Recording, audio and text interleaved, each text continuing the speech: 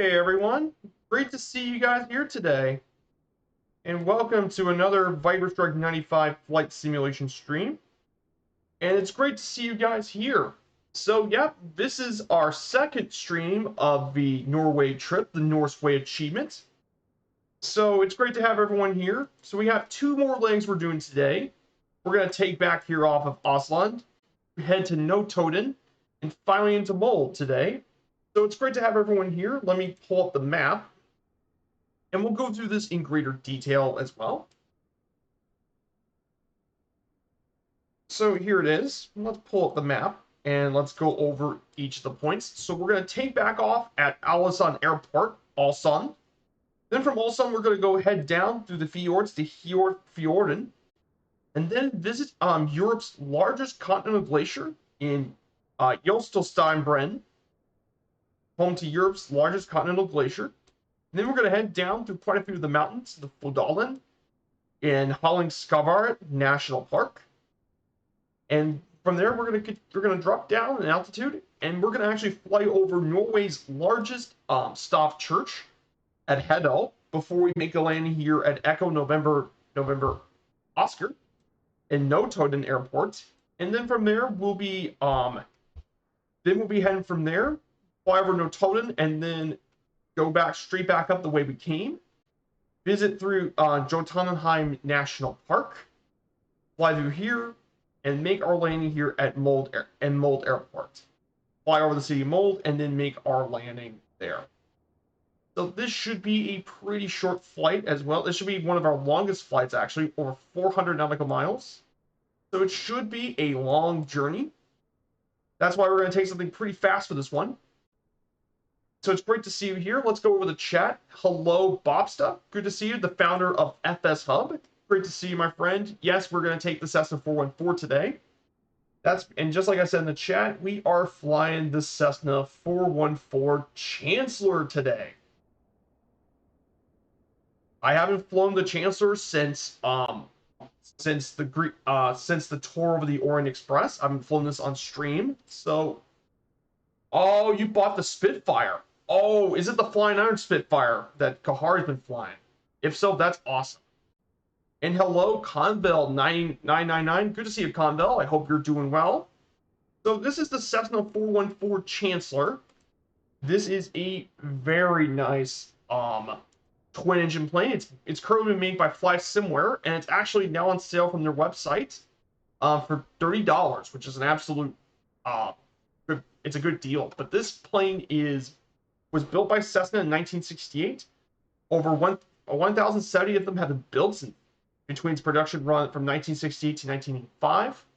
It can go up to over 1,000 nautical miles, reach a service zone of, get this, 30,000 feet, and it can cruise up to a max speed of 235 knots.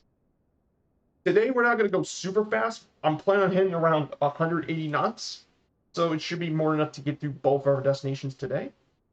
Does the cruise?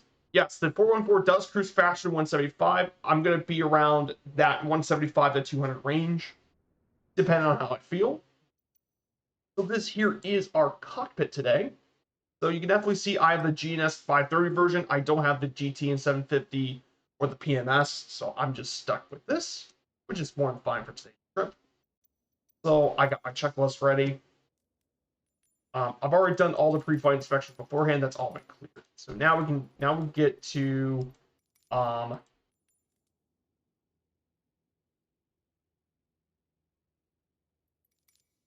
the control locks have been stowed, secured.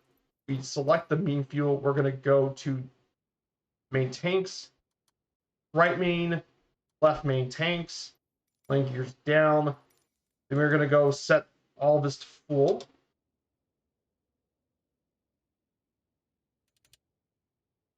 So all that's set to full. All the circuit breakers are in. Clock flight time, we're going to adjust it to 0.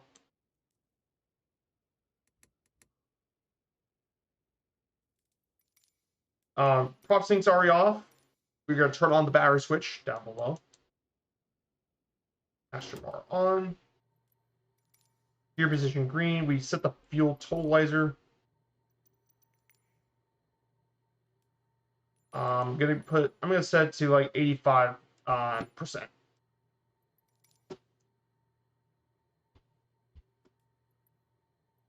And we said the parking brake's already been set, so that takes care of everything. And now we're going to start the engines. Propeller is clear, top clear. We're going to turn on the magnetos. Magneto bar, put all on.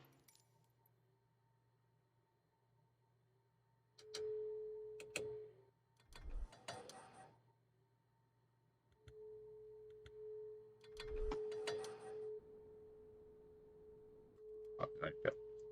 Well, I'm gonna also turn on the alternate. I need to turn on the alternators too.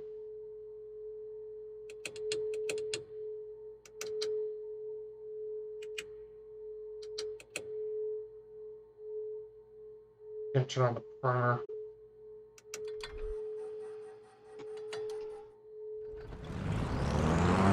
Okay. Hey, okay, that's good. Right engine looks good. Turn on the left primer. Prime it for a little bit. Sounds kind of loud, so like I said, this is a pretty loud bird, so I'm gonna turn that. But hey, engine started. Beautiful. Now we just got to turn on the avionics. Boom. And now we got that set. So I'm gonna go in before. I'm going to let you guys have enough time to get loaded. As you guys load in, I'm going to go ahead and pull up the GNS flight plan.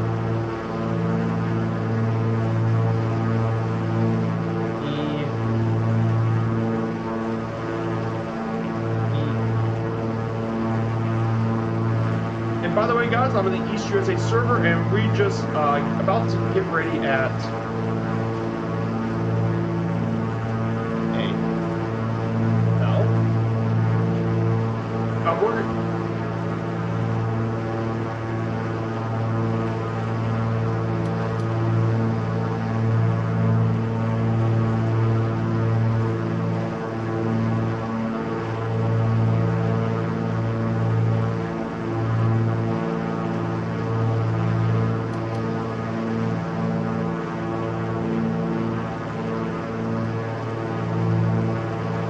Apologize, this is loud, and there she goes.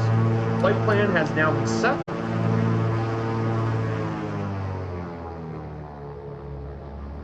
I'm on Southeast Asia. Southeast Asia, they're no, not East USA. It's exclamation point server. It is Southeast Asia, SE Asia. So we're going to go ahead and taxi. We're going to take off here from runway 06.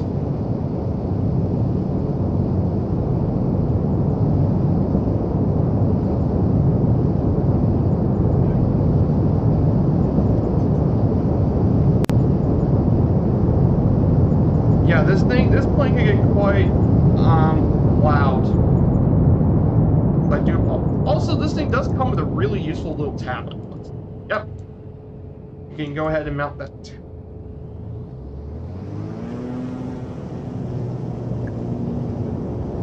On.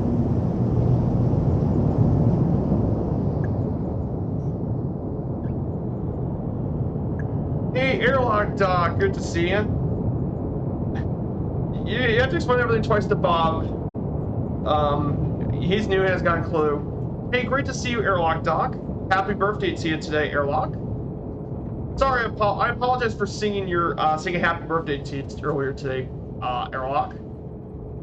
But no, I hope you're doing well. So we're gonna go ahead and get this plane taken off.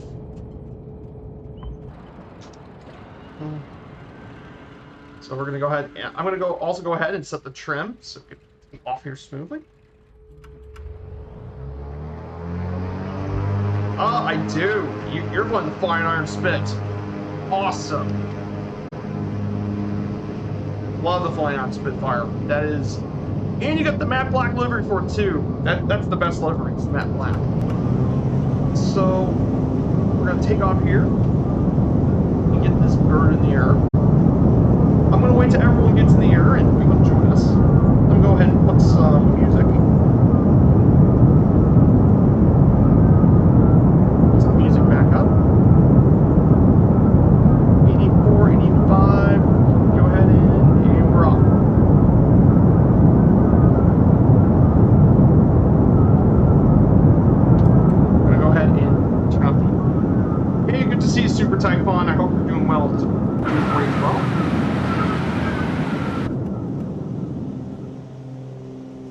go ahead. Let's see the weather. Let's look at the heads-up display. Wind's doing well. We already got the pre-flight check.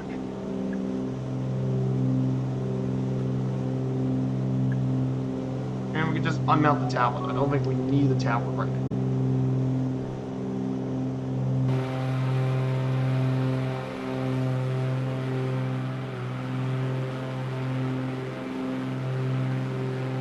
So welcome to, so we now just took off from Ålesund Airport.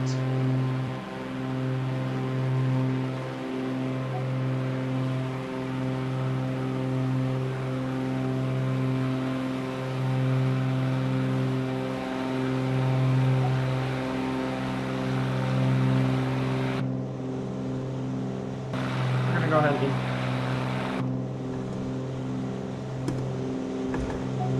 however, I'm going to lower the propeller RPM a little bit.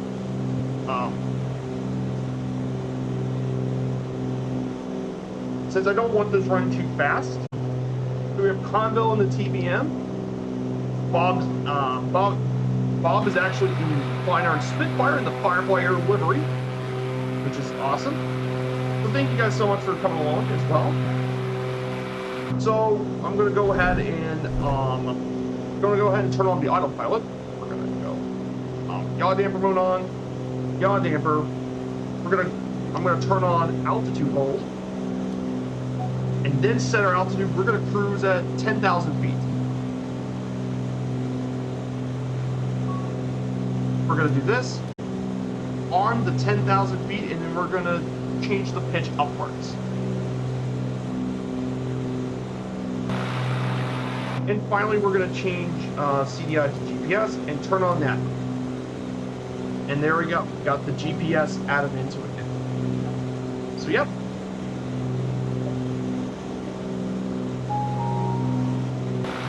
We're cruising at 10,000 feet because we're going to go through much of the Scandinavian mountains. So we need to get to 10,000. Oh yeah, and one more thing I forgot to set. Cabin pressure. So I need to set the cabin pressure to 10,000. I forgot to do that beforehand. Like I said, I haven't flown this thing in quite a while. But at least I managed to actually get this thing started, which is... There we go.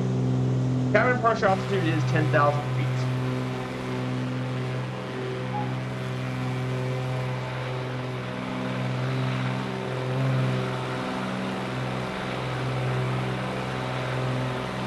Hey, Infidel Fireman, great to see you, Infidel Fireman. I hope you're doing well. Definitely check out Infidel Fireman's stream. I hope you made affiliates. Infidel Fireman got enough viewers to reach daily viewers to 3. Yeah, check out Infidel Fireman's streams. He's been doing all sorts of flights. Oh, by the way, Infidel Fireman, I hope things are going well with Scruffy's new virtual airline. For guys who don't know, Scruffy Team now has his own airline, which I know you're a part of, Infidel Fireman. So it should definitely be interesting.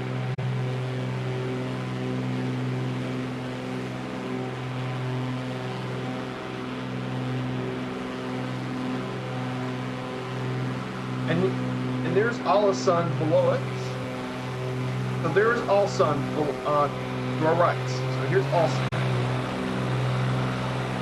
So we'll pass through one final time here. Hey, Sergeant Staff, great to see you as well. Sergeant Staff, how have you been this weekend? So check out Sergeant Staff, 123. He does a lot of GA stuff with as well. He's been doing a lot more shipwrecks, so if you like that sort of stuff, learn about history about shipwrecks in the Great Lakes, check out the Sergeant Staff.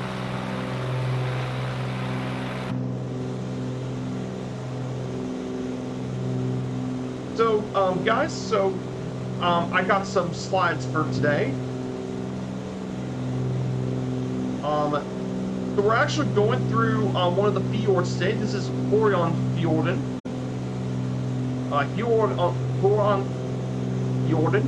This fjord is located here in Solmore in Møre og Romsdal County, Norway. It's 12 miles long off the Storfjorden. It's surrounded by the Sommerland mountain range in Ålesund and Sakhalven, with mountain peaks reaching 1,700 meters, 5,600 feet. Both sides of the fjord are heavily wooded thanks to the extended rainfall in the region. Makes it one of the wettest fjords in the world. So that is, we're going through some of the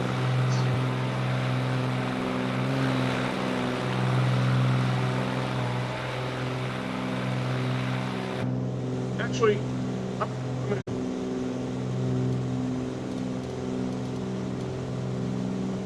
I'm actually gonna climb to 9,000.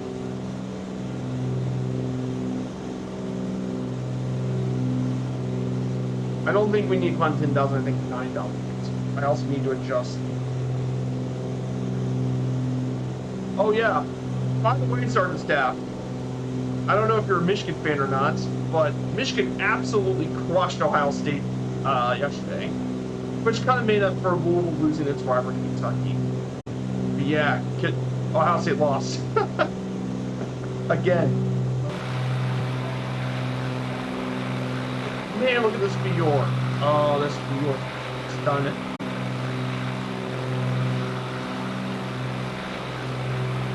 Not especially. Ah, gotcha. I just thought that would be fun considering Michigan beat Ohio State. But yeah, this here is an absolutely... Hey, Sandy Olsen, good to see ya.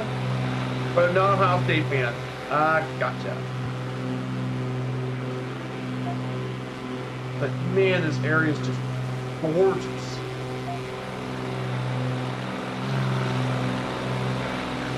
All this.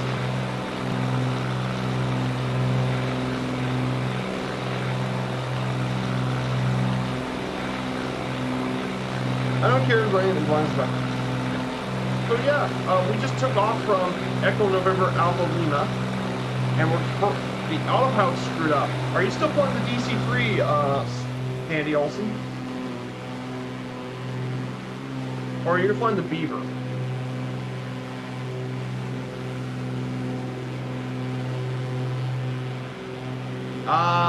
Yeah, the DC-3 does have autopilot issues. Not so much the gyro pilot, it's just something's weird with that, with the autopilot for the retrofit version.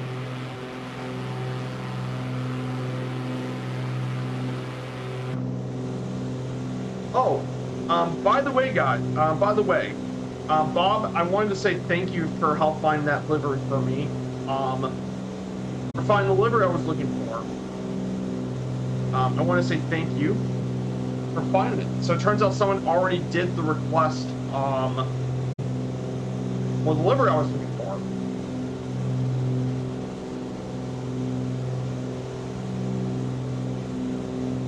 Well, this is happening now, but, well, I never fly this plane.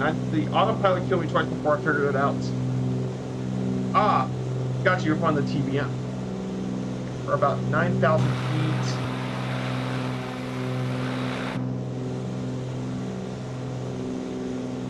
Oh, the TBM? Yeah, it can be a little tricky, so there's that too.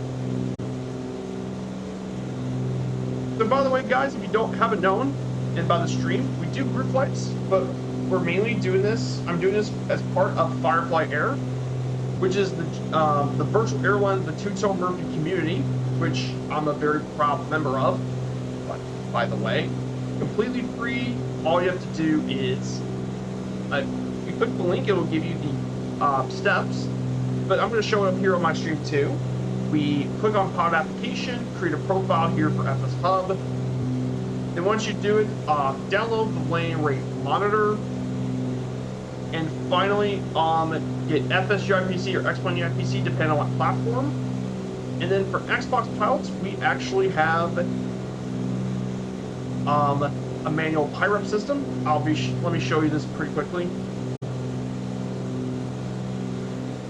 While we're in the air, so go down the crew portal, click manual PIREP, and it'll give you the screen. You just type in your flight number, call sign, your aircraft type, your departure and arrival ICAO codes, your departure arrival dates, times, and you can leave remarks and all that.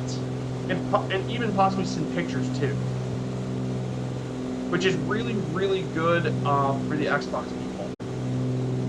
So yeah, very, very good as well. I won't talk very much, Viper, there's not much I can do. Gotcha. Sorry to hear about that, Danny. But actually, the real reason was, but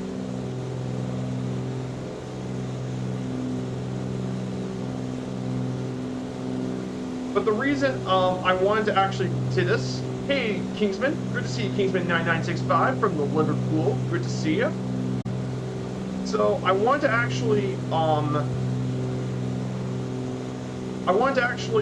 to thank Bob for this. So it turns out he actually found the delivery I was looking for. Someone already completed a request of mine. I requested someone from Flights NTO to make delivery, and it turns out someone did make delivery after I was looking for. And let me tell you this, I got delivery and it looks really good. And they even got one for the float version if you got the Gottfried's mod.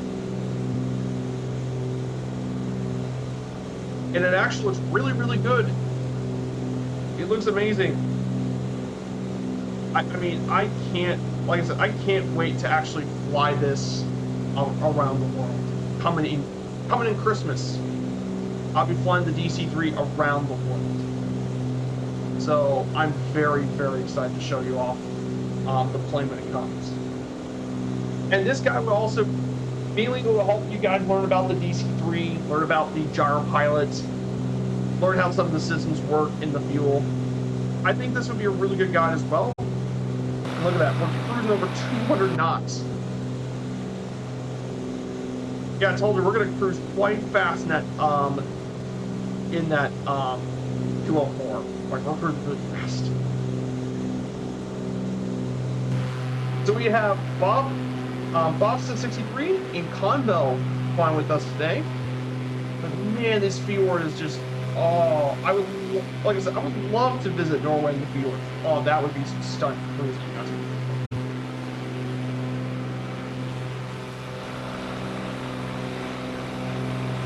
Yeah, that's because much of this area is where the Scandinavian mountains are, and Norway makes up a ton of the Scandinavian mountains.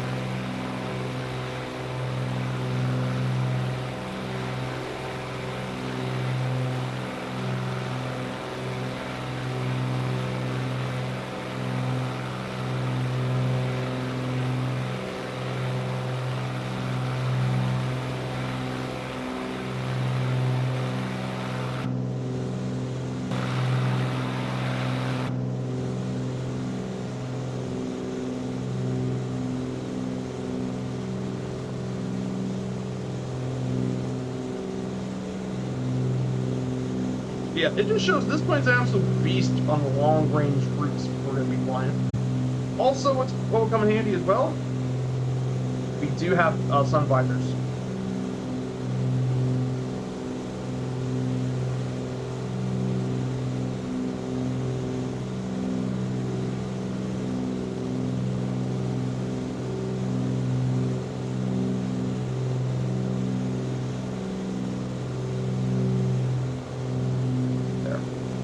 Like this because to protect the eyes from the sun. You're doing a company route in Oz. Oh, you're doing in Australia, I believe, in Oz. Ah, cool. All right, guys. We'll be approaching pretty soon, but we're gonna actually visit one of the natural landmarks of Norway. More specifically, we're actually going to be visiting Jostedalsbreen National Park. It's home to Europe's largest glacier on the mainland, Jostedal Glacier. This national park was established back in 1991, and once again, it was enlarged in 1998. It now covers more than 1,310 square kilometers or 510 square miles, with glaciers covering around 800 square kilometers of the park. The highest peak is around 6,834 feet. The glacier's highest point is actually 6,000 feet above sea level. But yeah, we're going to be visiting Jostedal Glacier very soon.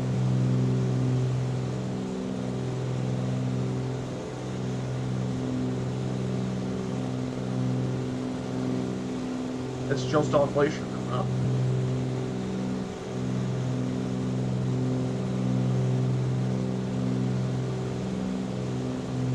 And speaking about our glacier, we're going to be visiting Jostall Glacier. This glacier has been around for a long time. But this glacier here is around 188 square kilometers in total area. It's around 37 miles long, and it's that long. And the glacier is actually the thickest part. The glacier is nearly 600 meters thick, or 2,000 feet thick. Yeah, thick. So if you want to get to the bottom of that glacier, it's 2,000 feet down. It also has some of the highest snowfall rates in the region. And due to all the snow, the glacier is maintained really well.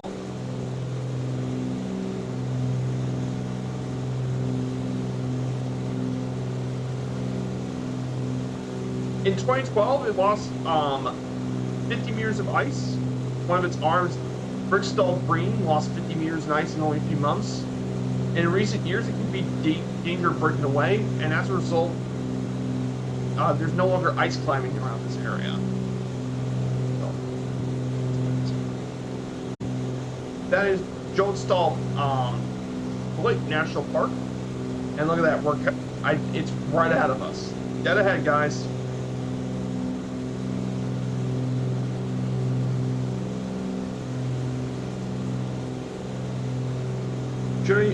Should I use autopilot? I'm gonna try your flight and see what happens. Ah, gotcha. Yeah, I'll see you near Ålesund, Sandy. There's me in there. I see Conville. Man, this area is just nice. And the glacier is coming up real soon.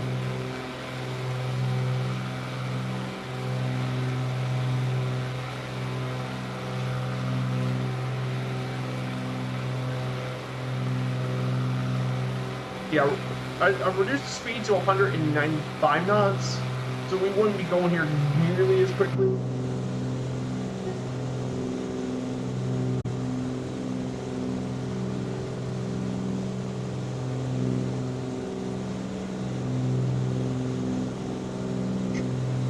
Yeah, guys, it's great to see you. I wanted to ask you guys something. If you don't mind me asking, I hope for all you guys in the United States, I hope you guys had a fantastic Thanksgiving. I hope you guys have a fantastic Thanksgiving and hope you guys enjoy the festivities. I had a great time with my family. We got to play a few family games and just have a great dinner. Really, really enjoyed Thanksgiving. I hope you guys have had also a good weekend. Well, so yeah. I hope everyone's enjoying their time in the weekend.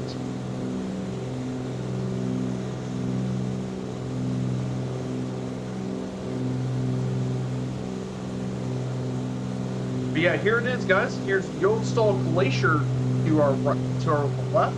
Here's Jostall National Park. Here's where we find our glacier.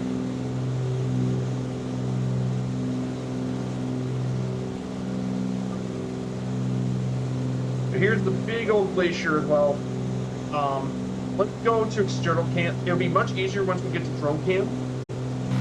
So you guys can see more of the glacier. There is the big glacier. The drone camp.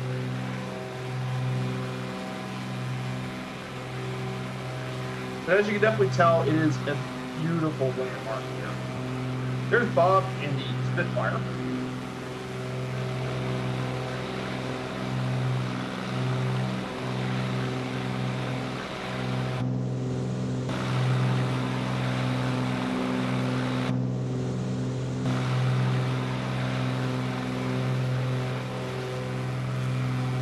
Absolutely, it's a huge glacier.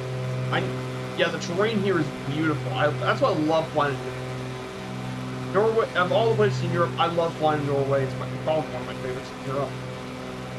Tons of great flying opportunities over the mountains.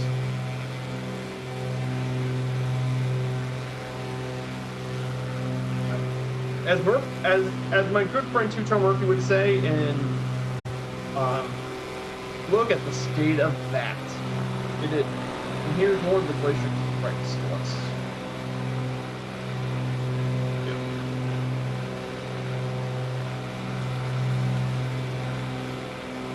Definitely taking pictures of this. Yeah, it is amazing. This Norway in general is just, it's just great. It's a great place to fly. It's great to explore the world. That's why I like Norway. This part of Norway reminds me a lot of New Zealand and Southeast Alaska. Those places have tons of fjords to look at, plenty of mountainous terrain, fjords.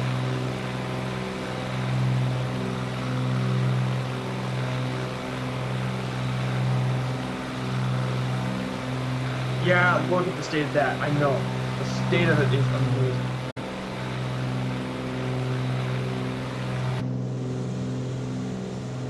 Absolutely incredible.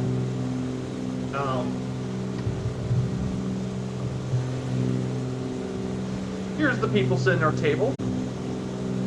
They're currently getting their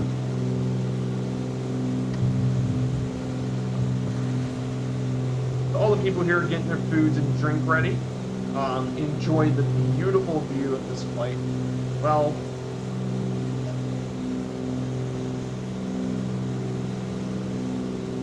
your plane's got the wobbles? Oh no, Sandy. That is not a good thing. The plane's got the wobbles, but hopefully nothing bad's going to happen.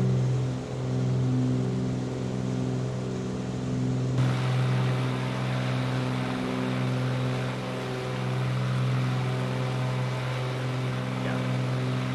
So we're about to go over to one of the other fjords. This is Luster Fjord we're going to be heading to next. But until we get there, as well, yeah, it's absolutely insane of the scenery.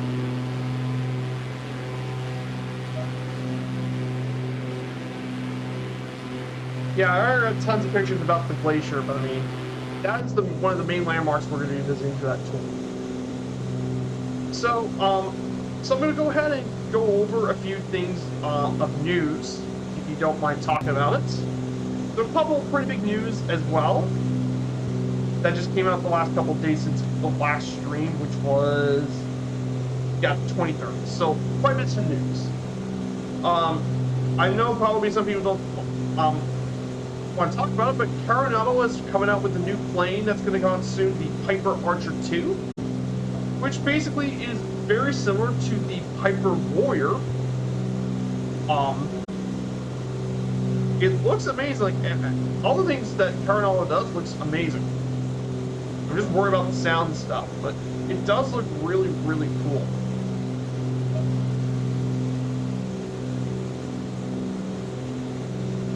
And then they also come out with, Orbex comes out with a new airport, that's going to come out soon. But, they're going to work on Oslo, Stockholm, it's actually Stockholm Arlanda Airport, which is the main international airport of Sweden. And then, Jinx DCS, they're coming out with a new helicopter, the MD-902, which is going to be another helicopter, but it's going to use the native physics, which is going to be really interesting to see. And then AnyBuilt, the guys who brought the A310 to the simulator for free, well, they're announcing a new airliner that's going to come out in the future, and they have announced the Airbus A300-600F, which, if you guys have ever been known about X-Plane, this was their flagship plane.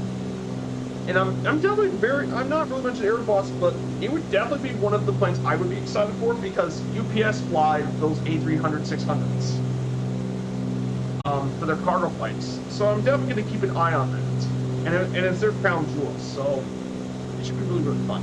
Hey, Mulch Ice Cube, great to see you, Mulch. Good to see you. I hope you're doing well. But yeah, we're doing some beautiful flying here in Norway. Absolutely stunning scenery in Norway. It's a great place to fly, especially for GA.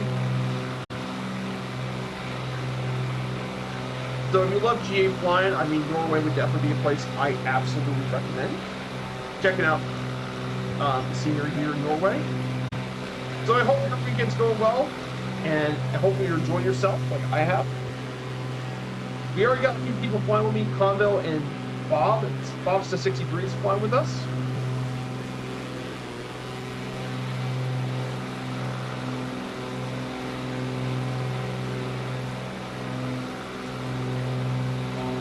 Hold one second. I do have also got a Discord too.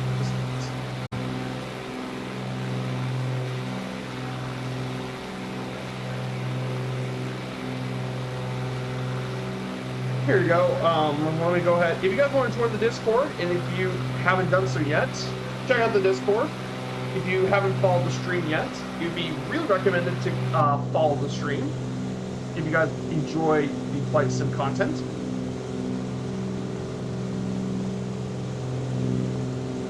Oh. Oh, man.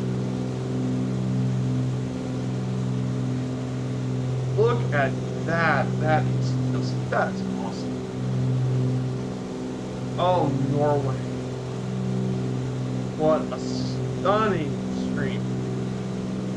So this is Lustra Fjord down over here. Absolutely incredible to see.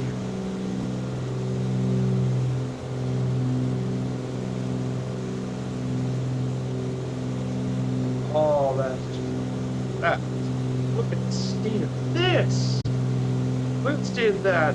This is grand. I gotta say, this has to be the most grand scenery here in Norway.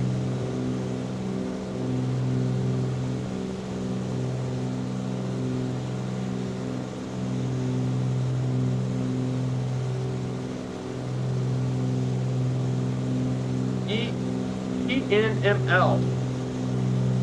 Oh, you're already at Molde. We're not heading to Molde just yet. We're doing flight 3 first. You're flying to there. Ah, nice. That is fun.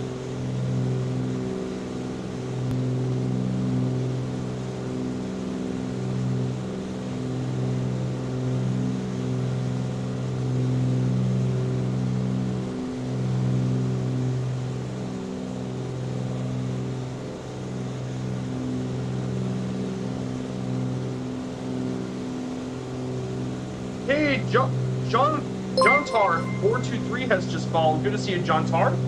Thank you for the follow, my friend. I hope you're doing well. Welcome to Viper Strike 95 Flight Simulation. Great to see you, and great to see a brand new face around here too.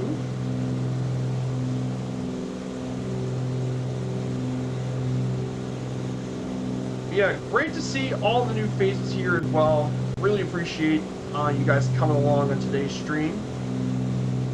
So, yeah, we're doing a Norway trip. We're doing a bush flight.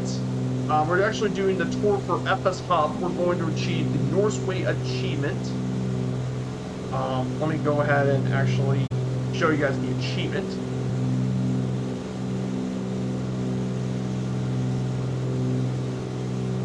And we're doing this for Firefly Air, our virtual airline. So it's actually one of the commands. You just do !, Firefly Air. We'd be doing this for the virtual airline. We're doing it for the Norse Way achievement, which is a 14-lane journey. We're going to split this into 7 streams, and we're basically flying all around the beautiful country here of Norway. We've already done legs 1 and 2 already. And now we're going to head, we got tons of legs left to go. And basically we're going through the entire country of Norway, which means we're going to go nearly to all the major cities and stuff, except for Oslo for some reason. Don't know why when someone else did the whole thing, we did not go to Oslo, but oh well. But yeah, it is absolutely going to be a stunning flight. Pretty incredible as well. While we're here, I'm going to go talk about some point in my slideshow. If you guys are here for the first time, I do these every single flight. These work on slides for the stream. And today we're going to be talking about our new topic for today, the geography of Norway, which is going to be our main topic for today. This stream will be basically teaching about Norway and about the history and everything about Norway. But today we're going to talk about its geography, and geographically, it's a very unique country in Europe in terms of geography. For one, the borders of Norway are very elongated in shape, and of course, the coastlines are is one of the longest and most rugged coastlines in the world, and there's over 50,000 islands of its coastline. It's also one of the world's most northernmost countries, and one of Europe's most mountainous, because large areas have been controlled by the Scandinavian mountains. The average elevation is around 1,510 feet, and 32% of the mainland is actually above the tree line. Which, guys, if you don't know what a tree line is, it's basically the edge of an habitat where trees are capable of growing. During the last glacial period, the Ice Age, as well as the early ones, virtually the entire country was actually covered in ice. And when the increase of temperature, it caused a lot of the glaciers to be melted, and thus they form a lot of the mountains that end up being in Norway.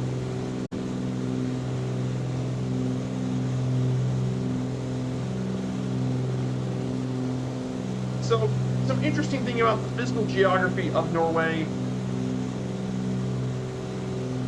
I tried the DC-3, she was straight down with landing test. Gotcha.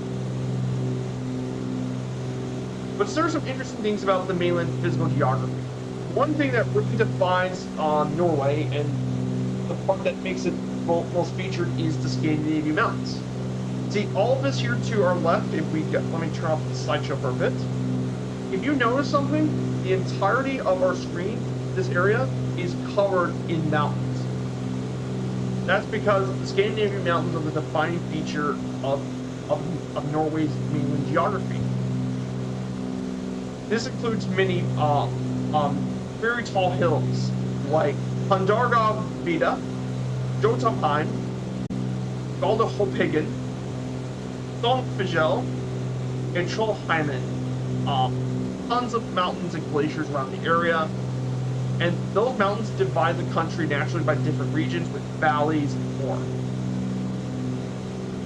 Then we have the southern coast.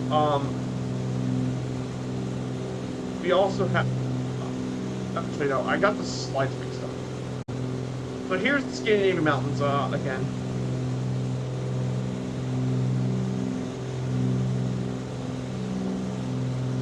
So here's the Scandinavian mountains. They define much of the feature and divide the country by natural regions. I got the wrong slide.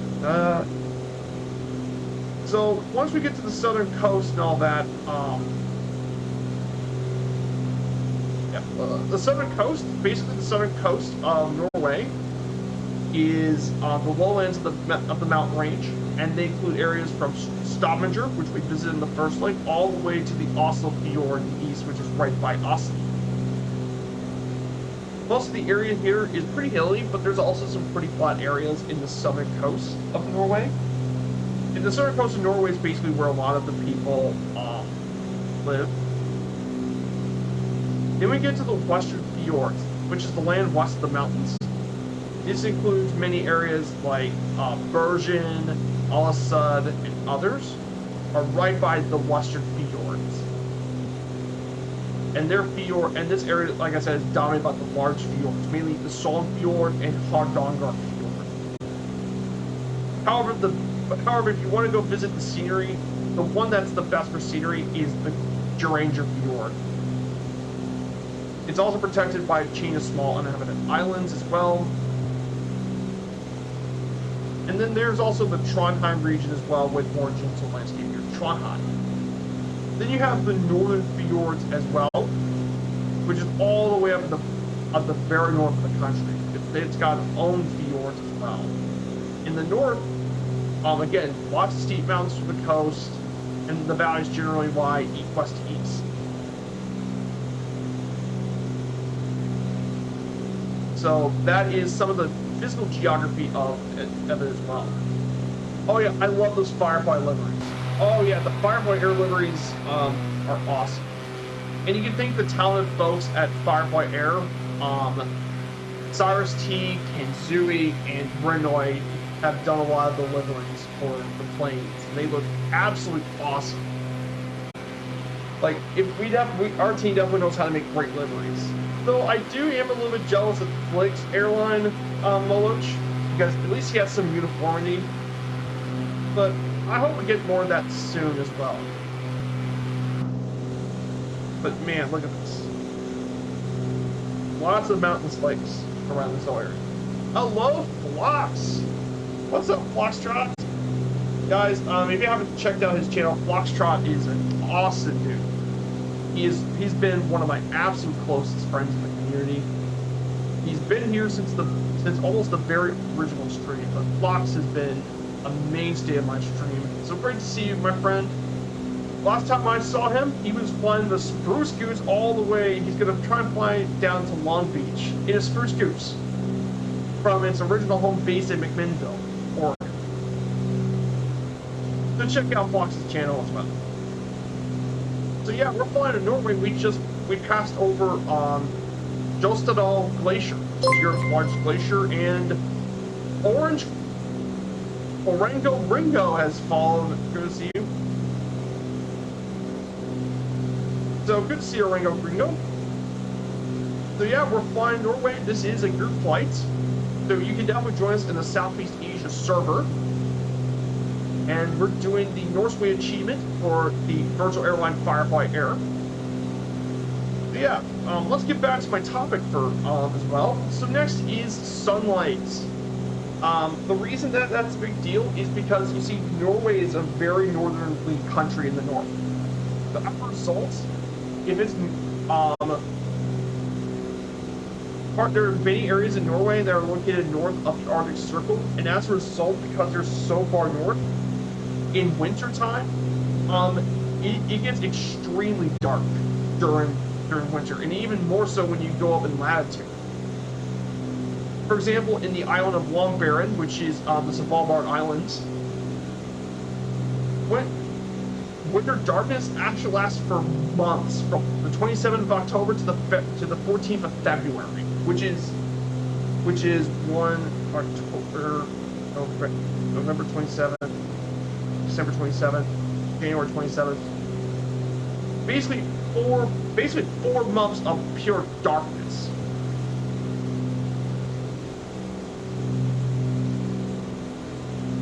But in most parts of Norway, you do have sunlight, but you don't have very much time. For example, if we go to Kristiansand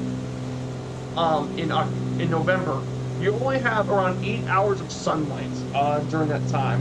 And as you go further north, you have even less. For example, in Tromsø, you only have around 4 hours of sunlight. 4 hours. The rest of it is night. It's pretty dark. What I'm trying to say is that because of Norway's northerly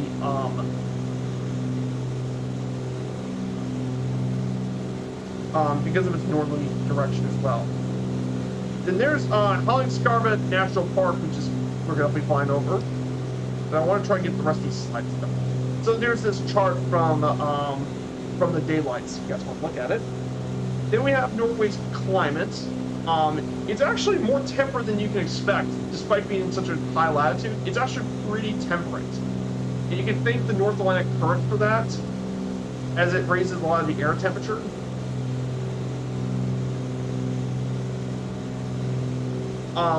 It's also among one of Europe's wettest countries, but there's large amount of variation in precipitation due to the mountain chains in the region. Some of the most rainiest part of Norway includes around like 2,100 millimeters of rain. However, the rainiest part of Norway is in Bergen, in the North Pacific Gulf Gjoet, actually has the most precipitation annually, with over 160.1 inches of rain, or 4,067 millimeters of rain. And also for temperatures, the coast of Norway actually have pretty mild winters because of, like I said, the North Atlantic current. But other parts of Norway can get pretty cold, especially up in the north, especially when you get to the islands up there by Svalbard. It gets extremely cold.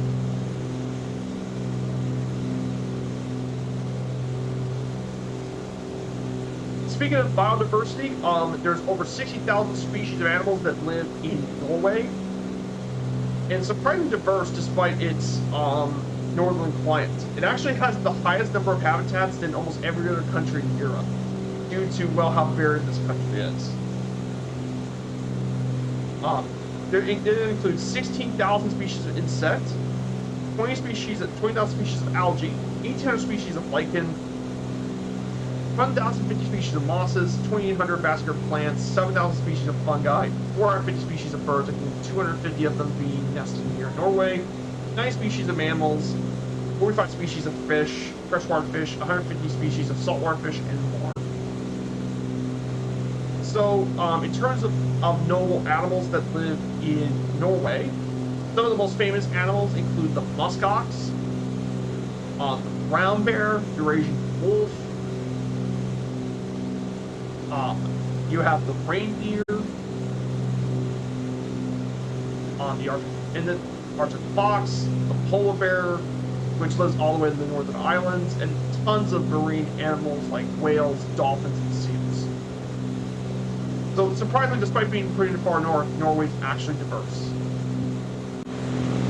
And finally, in flora as well. Believe it or not, you wouldn't. The vegetation in the region varies considerably depending on where Norway is at. Which, I mean, to be fair, you have such vast latitude changes. However, despite all this, most of the plant species in Norway did not actually occur naturally. They were actually imported plants as well. For example, here's a surprise for some of you that don't know. Due to how mild the temperatures are in the coast, some hardy palm species even grow up here. Yes, palm species, you would think they'd be in tropical stuff, but they can actually grow up here, funnily enough. While in the eastern, there are more trees such as the spiked speedwell plants. And of course, some other trees like oak trees, ash, dogs, and other trees. And of course, there's also lots of alpine forest species here as well. And alpine plant species include glacier buttercup and the milky whitlow grass. They have, and because of all this environment, there's tons of different mountains. Tons of different little plant species can grow up here too. In terms of other stuff about Norway as well, Norway is rich in resources, not just oil and natural gas, but it's also got hydropower, fishing, and forest resources, and it's got tons of ferric and non-ferric metal ores, including copper, pyrites, nickel, iron ore, zinc, and lead.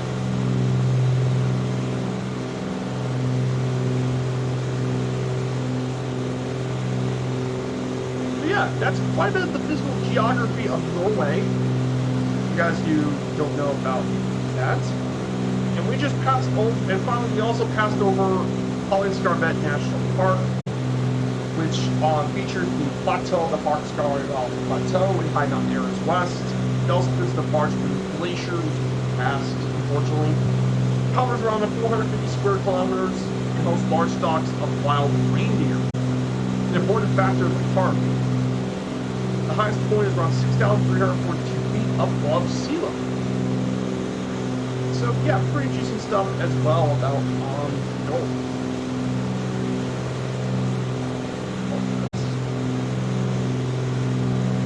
Yeah, lots of awesome people here today, but there's Fire Sadie and the beaver. I don't think the beaver's going to catch up with this thing, obviously.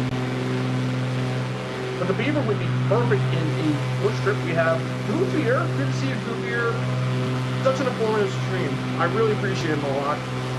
I like to actually have that niche of being an informative stream.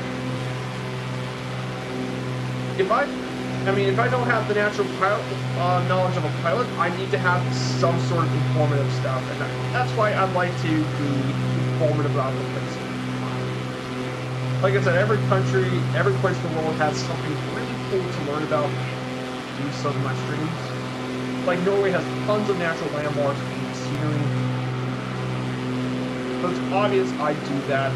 We have Basta, Convel, and we have blue here, here as well in N346.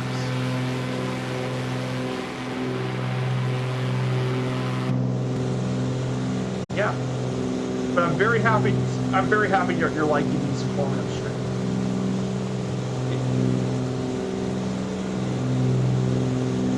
This area is just absolutely stunning, and I would agree with you. Carry on if I ever see you at the airport if I don't crash. No worries, Fire Sandy. You got this. Yeah, this area is just stunning. I love this place. So yeah. And then, like I said earlier, I wanted to thank Bob Stuff for finding delivery for that Britling DC3. Once I get the book and everything, I'll be able to post more information on the Discord about the Around the World trip, and give you some background information about it on stream. And that way, I'll even give you the link to delivery, so you guys can download it for the DC3 and we can take it in the air with us, which would be absolutely awesome. I've been planning on doing an around the world flight for quite some time. I guess now with DC3 and everything, it'll be the perfect time to actually do it. And I'm stoked on this. It'll be by far my biggest achievement. Yeah, it's awesome. Basically, Moloch, if you weren't there, it's actually a historical recreation of an actual around the world trip. And it's actually the oldest plane to ever do this around the world trip. 77 years ago.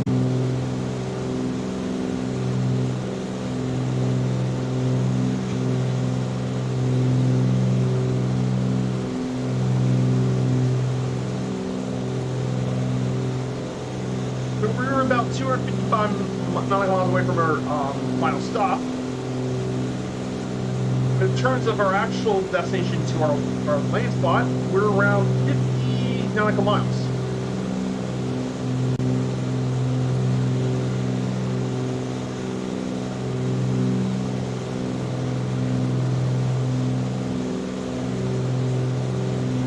So yeah, I hope you guys have had a great weekend so far as well.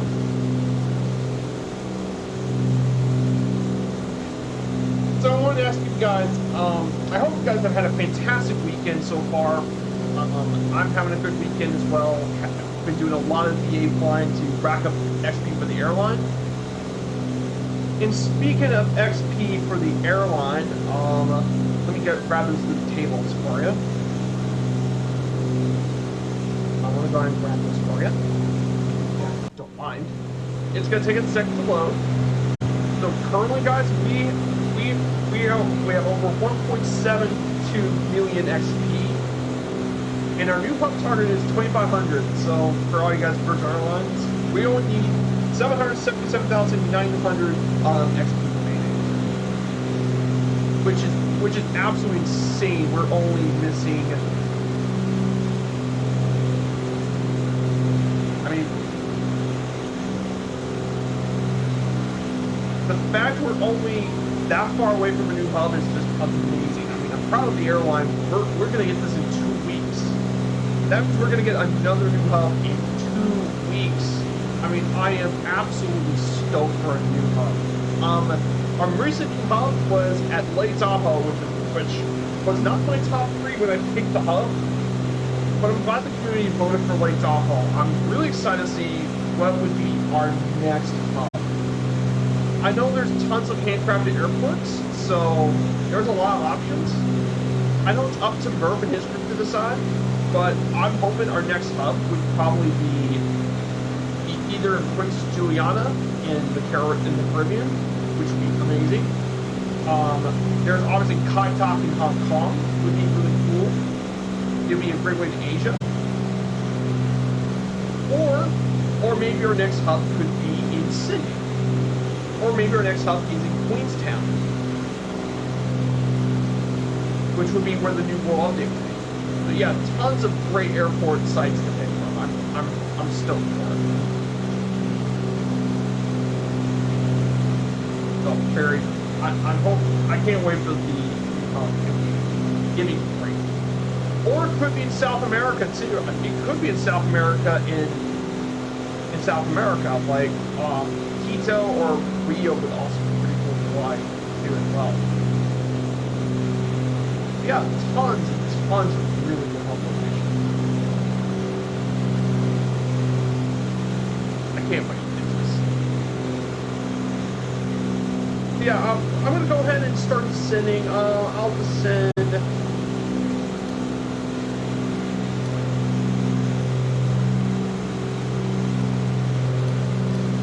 Let's try 7,000 feet. And we're gonna farm it. Farm. We're gonna go down. Use throttles so I don't overspeed.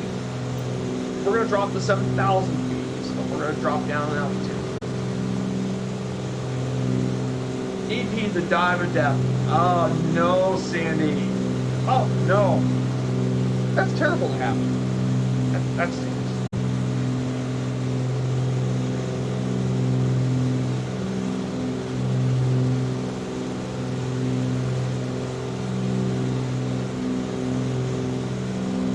Actually, I'm going to drop down by one more thousand. We're going to drop to 6,000 feet.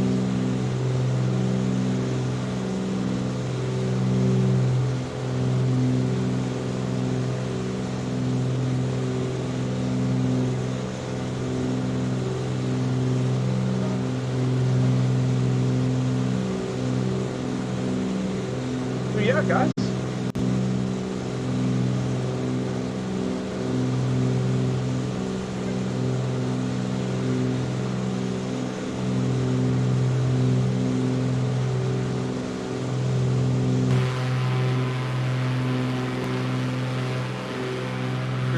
Stuff. There's Fire Sandy and the Beaver. And it's Goofy Air in the N346. Awesome job, guys. Awesome flying. Love to see that.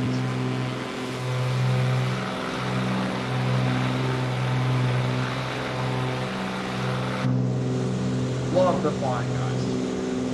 I love when people fly along. It just makes everything so much better that people fly along and enjoy being with you guys.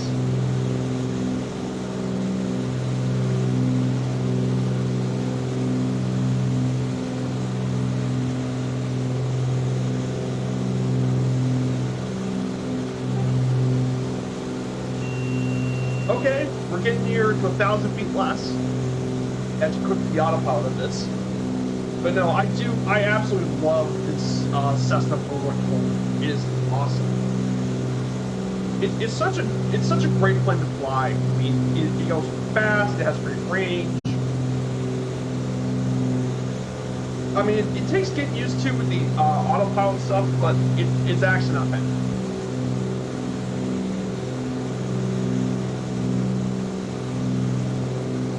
Oh yeah, and by the way, guys, I also managed to win a Pilatus PC-21 from Iris during the the special Lock-Loop event on Friday. But unfortunately, though, Orbex was acting up, so I'm still waiting to get the PC-21 Iris simulations from Orbex. Orbex was having issues. I have the 310, but I think the 414 is a little fast. Yeah, I think the 414 is a little fast. The Cessna 310, the C3110, 310, for example, the 310 can go at around 190 knots. Its max speed is 190. This thing can cruise at 178. So yeah, the 414 is a little fast. But to be fair, the Cessna 414 is a newer plane. Yeah, I don't think you can keep up with the 310. Though I do believe you could keep up in a TBM, or actually you can keep up with this in the Baron. If you have the Cessna Baron, not the Cessna Beechcraft Baron, you can keep up with it.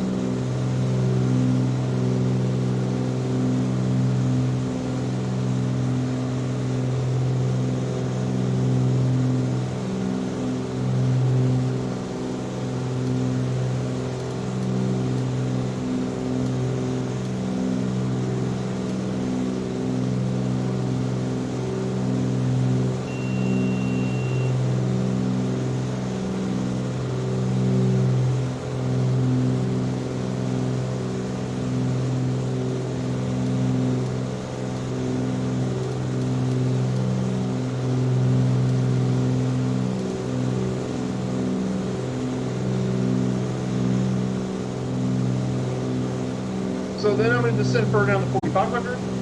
The 31 TT turbo can, but the Raleigh Rock conversion can do 262.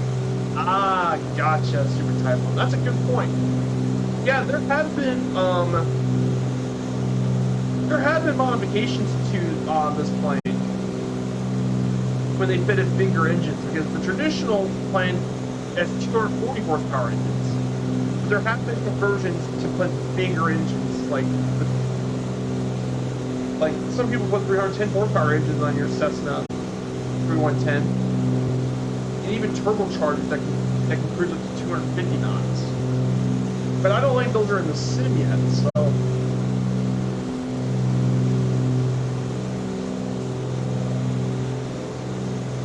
Yeah. Yeah, this area is just absolutely stunning in the scenery. Even when we get further south, we have great scenery.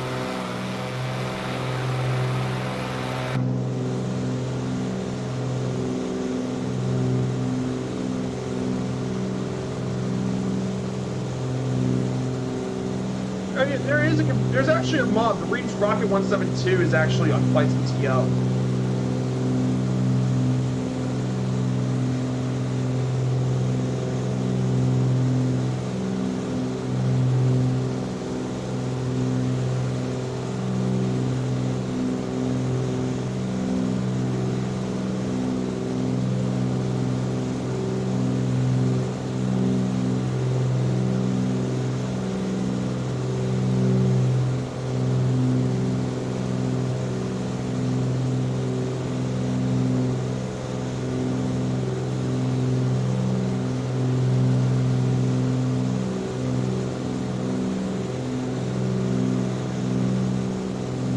Hey, Stole Sim Pilot, great to see you. Wish they did the 421 with tip tanks. The Cessna 421. I think so. Someone's going to make a Cessna 421 eventually. 421. I hope someone makes it eventually. I know technically we have the 414 in the sim, but it would definitely be really cool if someone tried the 421, which would be a really cool plane to actually see. But yeah, I'm kind of agree with you. A Cessna 421 would be great too. But yeah, it's great to see a first-time chat as well. Great to see you, my friend. So we're heading down to our first stop here at Edal. And Notodden, but first we're going to actually visit a very well-known church in the area, the Edal Stave Church, which is the largest one of its type in Norway. Definitely one of the country's most famous landmarks.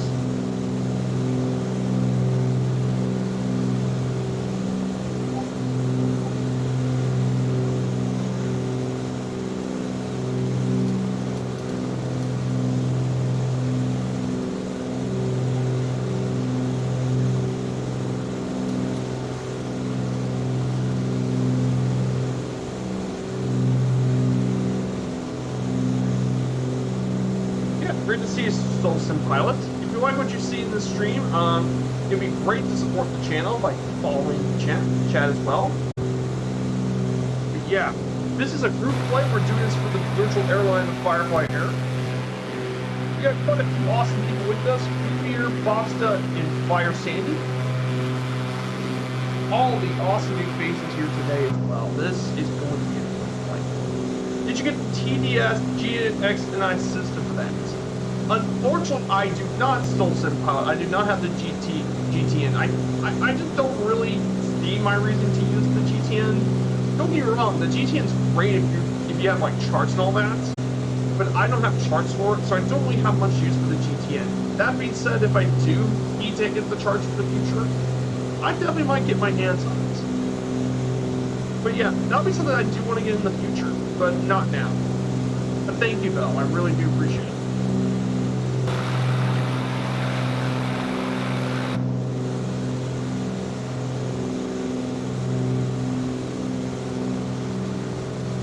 Yeah, we know to send it back to 4,000 feet.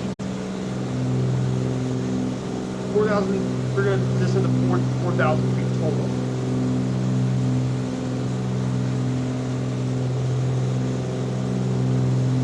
So we're going to go go ahead and send.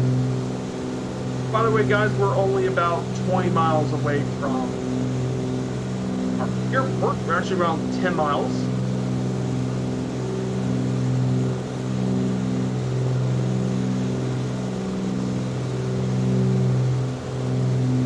So let's go ahead and talk about our landmark. So we're going to be visiting the Heddle Stave Church, which is the triple nave stave church here in Heddle. Which is basically made of wood that was very common around this area during the time. It's only one of the 28 surviving stave churches in all of Norway and is considered to be the largest of them. It was made completely out of wood beginning in the 13th century and was dedicated to the Virgin Mary. After the Protestant Reformation, the church was in poor condition, so restoration took place during 1849 to 1851. However, because the restorers lacked knowledge and skills, they had to restore it again 100 years later in the 1950s. The interior of the church was marked by a period after the Lutheran Reformation. And it is currently now a very popular tourist attraction in the region and was open to the public during the summer. It is still in use to this day, even after all these years, and remains a very popular place in the region to get married. This church features both Borwan style churches in Norway and the Carpenter Group's Norway, which basically has a lot of different architectural styles.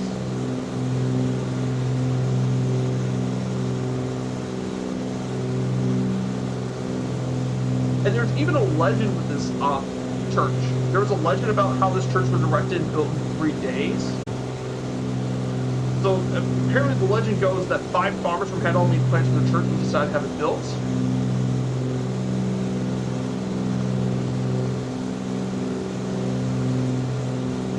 They have all about how the church was built in only 3 days.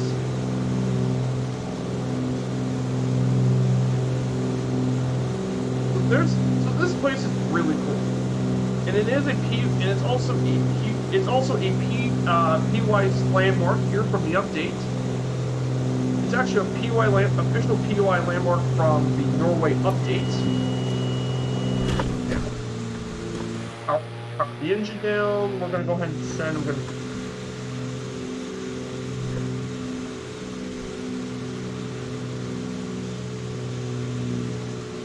Just doing this to bleed off a bit of speed. I want to send this into the spiral.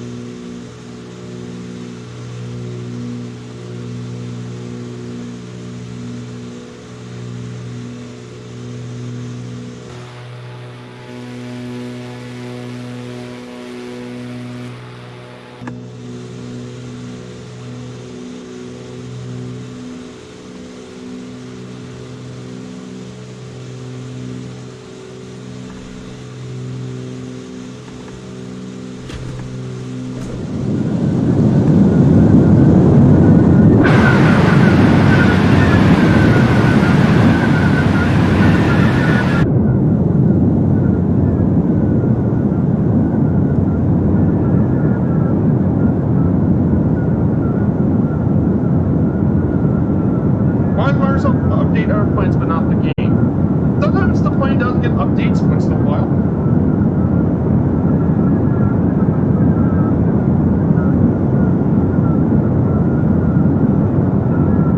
By the way, guys, I think the bot should be working, but here it is. We got the bot ready to update in case anything needs.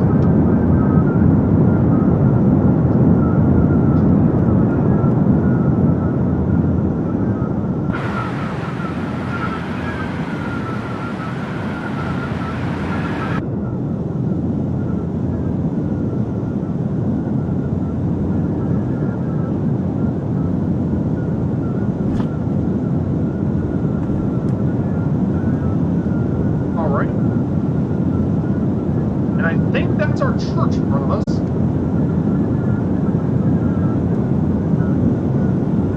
our church. Here it is, guys.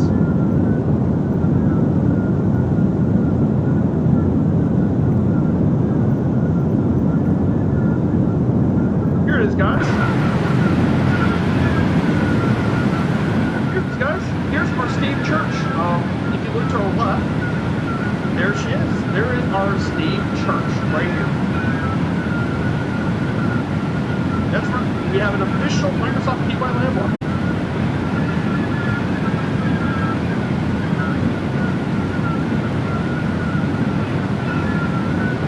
Isn't that pretty awesome, guys?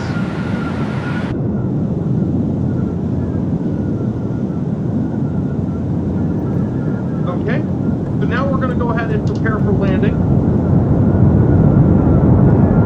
We're going to go ahead and get landing. Exclamation point predict. Type in the negative number and see if Microsoft can nail the landing here at Notodden Airport. Yeah, it looks good. It looks quite good.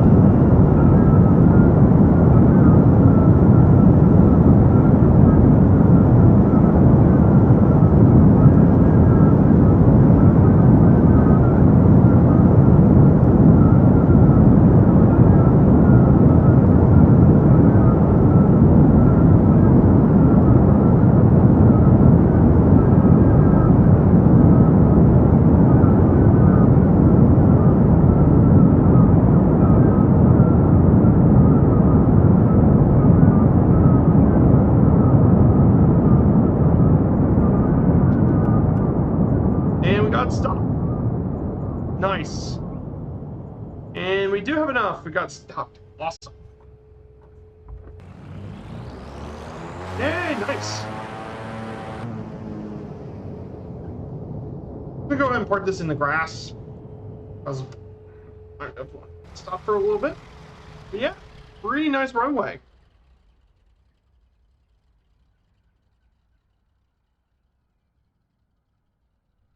There's Conville down. Let's see if Bob can actually make the landing. I'm really curious to see how much he landed. Yeah, negative 193. That is a pretty nice landing to say for myself. There's Conville down. And now let's see Bob can land the Spitfire. Spitfire is not so bad landing. I actually have more troubles taking off for the Spit than landing it. Hey, that looks like a good landing. That looks like a good landing in the Spit. Let's see if we get that stopped. Hey, we did it. Yeah, guys, welcome to Notodden Airport today. This is our first stop for today, as well. Yeah, this is beautiful Notodden Airport. It's a very stunning area as well. So let me give you some information about the airport, if you guys don't mind. So this is Notodden. So this is where we're at right now. The city of Notodden, located here, here in Norway. It's part of the traditional region of Telemark. It's the administrative center of the municipality. It was separated from the municipality of Hedal in 1913 to become a separate city. It's located on the shore of the Hesvalik Lake and runs through the town. And of course, nearby is the famous Hedal Stave Church. And the reason it's named Notodden comes from the cotter's place, which is basically for a peasant farmer. And the first element of the name actually comes from the word to fish using a cien, which is a net. And the last element means headland, meaning it's actually known as fishing place. Some notable residents include organist Kari Nostaga, internationally known author Hans Perberjand, and Harvard filmmaker Olav Gunnarsson Helland. Comes from Notodden. And then our airport, Echo November Oscar, is actually the regional airport of Notodden. Mainly currently used for GA, but it does have, and it also has a lot of sailplane activity in the region. Currently, its only international route is to Oslo, but there's none of that right now. And it's been around since 1954. Features a runway 1230, which is around 4,570 meters, feet of asphalt. And it even has ILS in it as well. So definitely a very neat little airport as well. So yeah, guys, I'm gonna be resting here for a minute while you guys load. While some of you guys want to load in, this would be a great time to load in for the flight. Echo November November Oscar.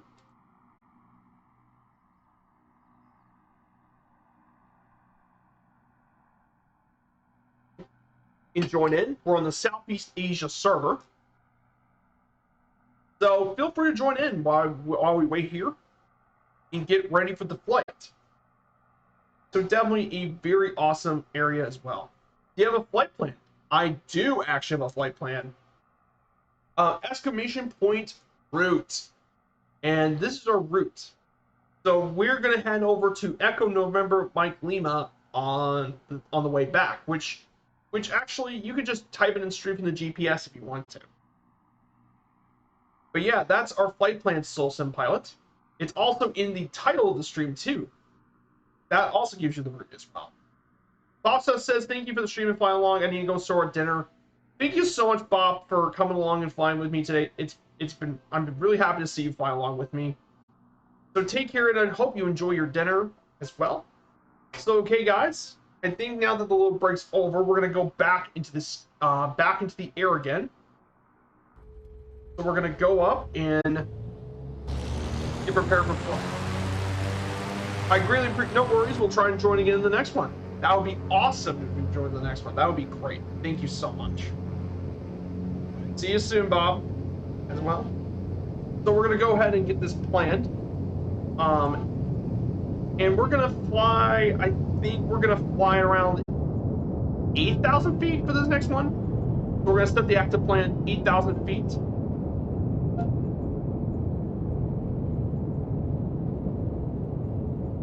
But yeah, it has been a lot of fun. If you guys never flew in Norway, I really recommend it. You don't get areas more beautiful than this.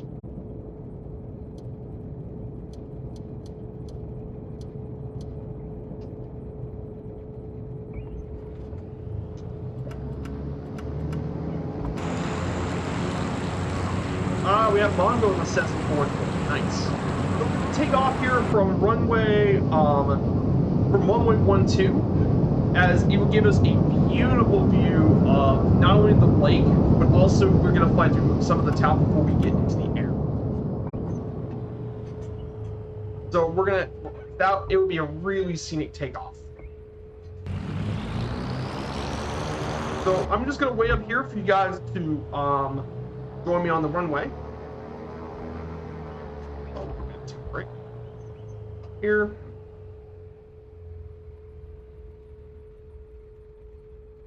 Yeah, this area, if you guys never flown in Norway, it's like I said, it's fantastic. I really recommend you guys do that if you got the time to fly in Norway. Yeah, it's gonna be awesome. We got to take off here to see the beautiful scenery and then fly our way up in altitude. So it's gonna be a lot of fun. I'm gonna grab.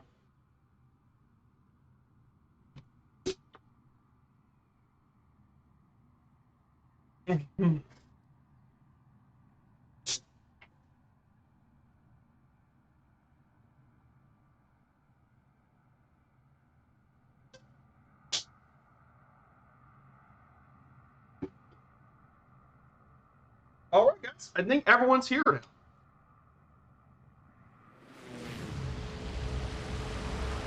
All right, guys. Let's go ahead and take this off. Full power.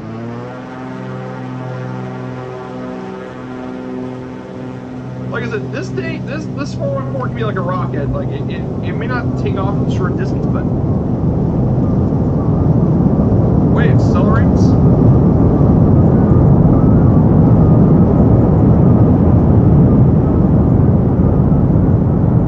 Okay, we're gonna take off, and there we go. We're off.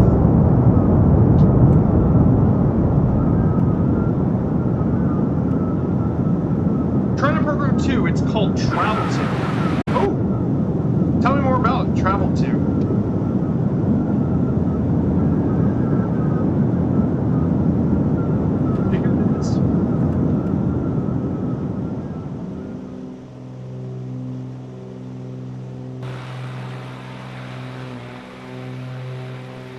Oh, look at that.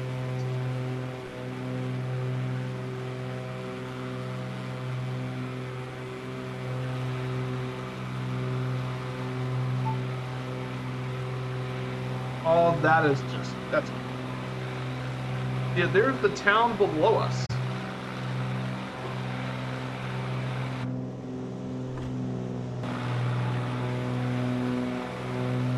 Oh, that's just, that's beautiful. Beautiful takeoff. Okay. We're gonna turn on autopilot master.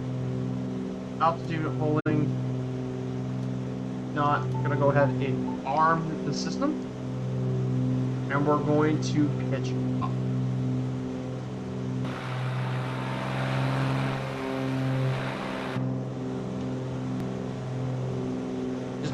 Yeah, it is a cool little town. Very, very cool little town as well. Definitely a cool little area here in Norway.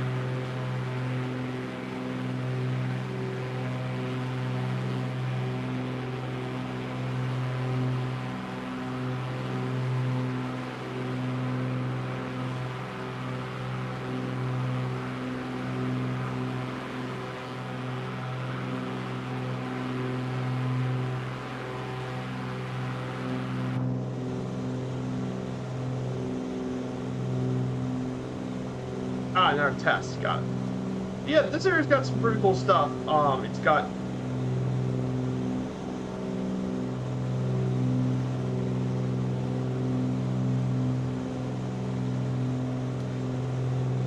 gonna pull in the NAM map.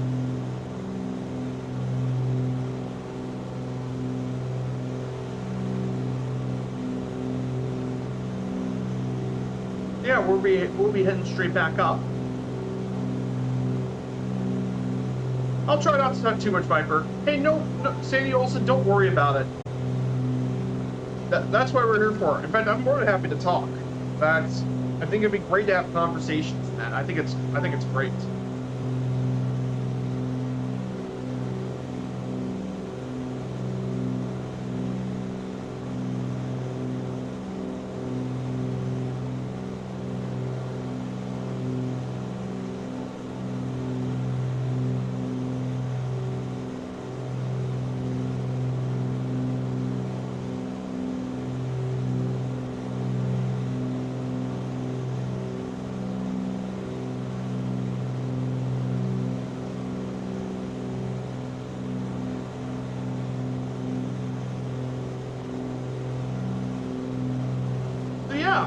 It's like I said, the next plans is going to be we're going to continue the Norway trip for the next couple of weeks.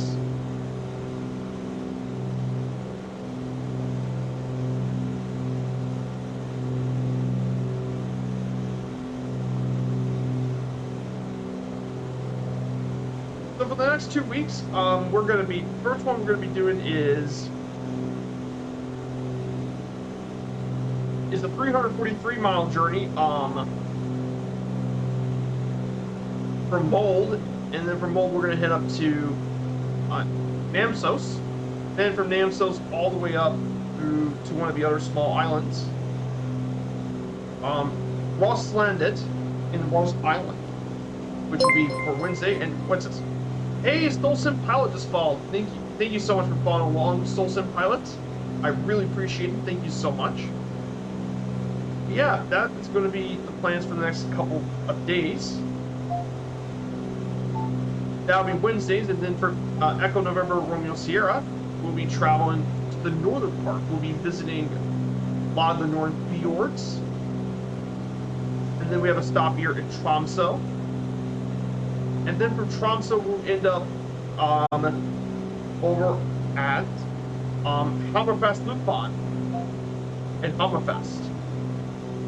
So that'll be for the next 2 streams, which will be around over 300 nautical miles. But this would be really good to fly all sorts of planes. Yeah, we got tons of longer flying to do.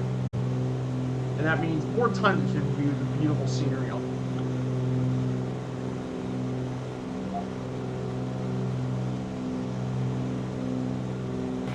And we have Mongo, we have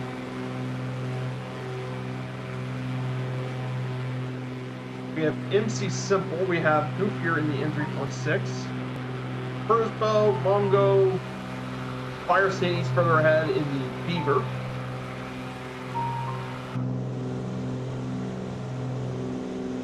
Now entering the Valley of Death. Yeah, there's tons of mountain stuff. It should not be too bad with the Beaver. As long as you stay above altitude, that is. I'm above you. You are above.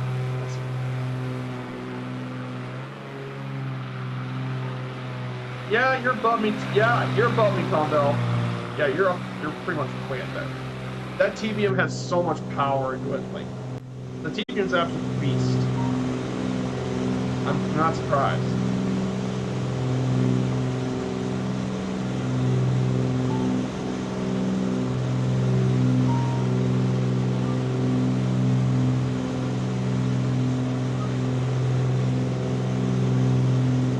Absolutely loving the support today.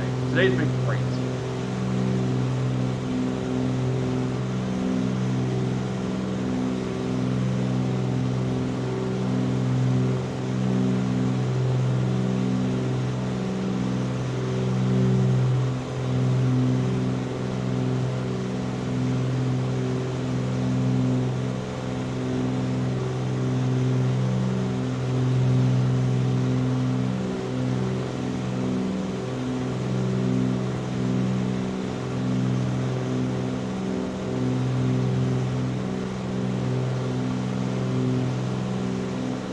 Oh, that's really cool. I didn't see, but there's actually a lot of analytics stuff. Yeah, this is really cool that the Twitch Creator Dashboard showed up, and it showed some really interesting little discovery things.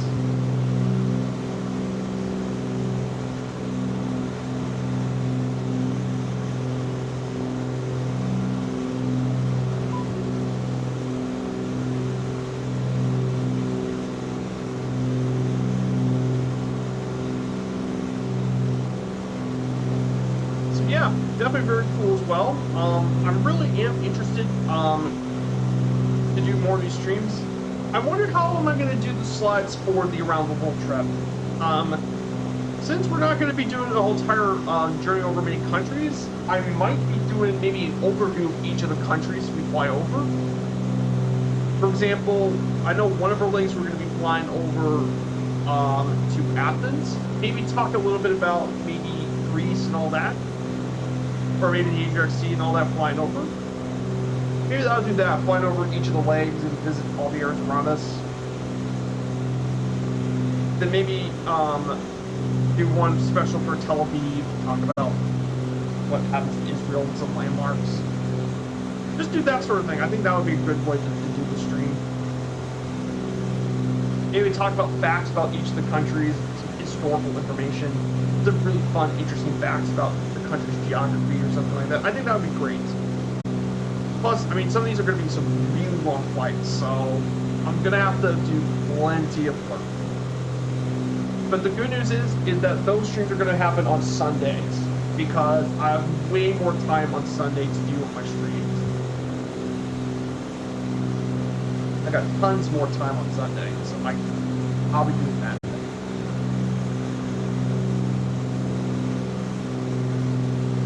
Then again, I know a lot of people are probably tired from Allison Johnson's long streams. And by the way, I know Allison may not be here, but I'm going to give a couple shout outs to some other people in the chat. First, obviously, a shout out to Two-Tone Murphy. I mean, I wouldn't be doing these Firefly airstreams without the Two-Tone Murphy. Awesome dude. One of my absolute closest friends. Love you so much, my friend. Just, you do everything right. And then also a shout out to one of my other good friends, Allison Johnson. He's been doing lots of historical recreation flights. It's actually the inspiration for my Brittany flight I'm going to be doing is by Allison Johnson. She's a huge inspiration for those kinds of streams. So definitely check out the lovely Allison Johnson as well. Those are my two huge shout outs as well. These are the two of the closest guys to me. These two have been helping me out since the beginning. I wouldn't be streaming if it wasn't for those two, so I'm forever thankful.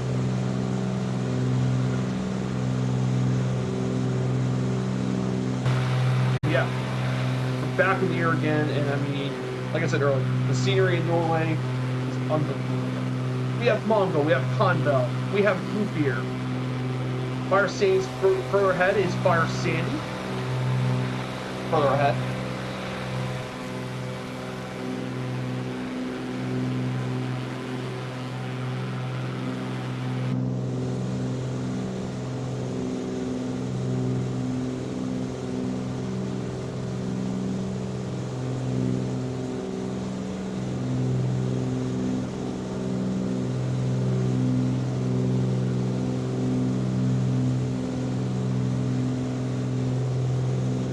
And definitely guys, check out the Discord too.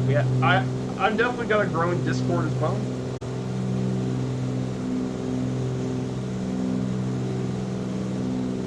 I do also have a really cool Discord as well. Turn on the crash of death. You're not going to crash, Fire Sandy. You're not going to crash. Don't worry about it. We do have a really cool Discord, Snake Pit. I'm going to create more information for the Britlink fight when we get there as well. And hopefully that more people get involved with the community as well. We have such an awesome community as well. Not just with my community, but others too. Oh, who's this? Hey, Replica Gaming 2 with the follow. Thank you so much, Replica Gaming 2. Welcome to the Viper Strike Snake Pit. As well. Welcome to the Snake Pit. Great to see you, my fellow rattlesnake. Yes, it's a thing, but I mean, I gotta take the demon of a snake. Snakes are really cool. But yeah, we're doing a Norway group flight. We're doing this for the virtual airline Firefly Air. We're completing FS Hub achievements. We've already completed leg 3 of our trip to Notodden, and now we're heading all the way to Molde.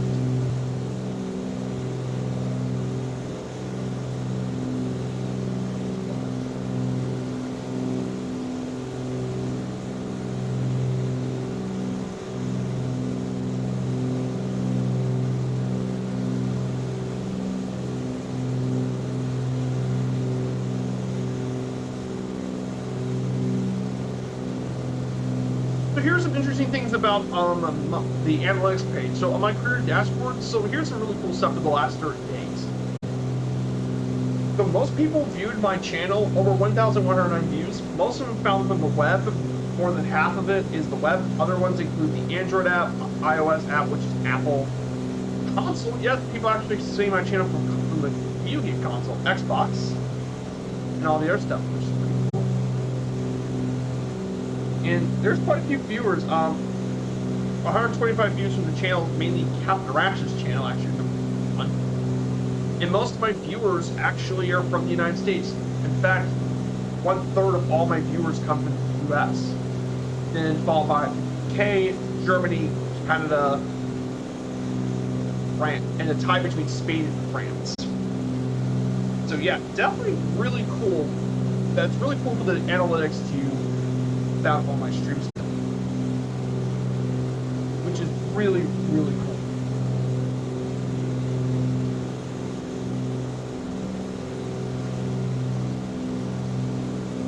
I'm gonna go back to when I first streamed, back in May. When I first streamed, I remember when I first streamed when I was a small little YouTuber. Hey, Replica Gaming, what aircraft? Replica Gaming, good to see you. This plane, this is a Cessna 414 Chancellor. It's made by the wonderful guys at Fly Somewhere. You can get it from their website for around 30 bucks. It's now on sale, which is a great time to get it. This is an awesome twin-engine Cessna. It's great, it flies fast, has great range, got lots of depth in their systems, and they continually update the plane. Oh, your buddy's the lead developer there. Oh, that's awesome. That's really cool to hear, Replica Gaming. Tell your buddy he did a fantastic job with this plane. Tell him he did amazing. Tell him that he and his team did so well with it. I probably need to grab the widget too. I need to grab the Fly Somewhere widget. I need to take the widget out for a spin. But definitely very, very happy to see this awesome plane here. Going quiet, Viper, see at the trees. No worries. Oh, the Falcon 50. Oh, that's gonna be cool. Oh, the Falcon 50. Yes, the Falcon 50. Yeah, that was something else they also made back then. I just looked that up. Yeah, they basically think of it as a business jet. Think about it. It's like a Boeing 727 but it's for business jets. But yeah, definitely a very cool little plane. Yeah, I'm quite interested to see how they do with the Falcon.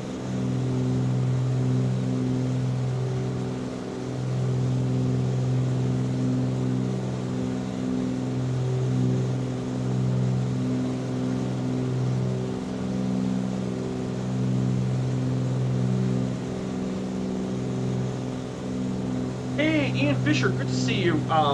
Norway sounds like an ideal flight for ATV. Is there a link to the route? There is a link to the route, actually.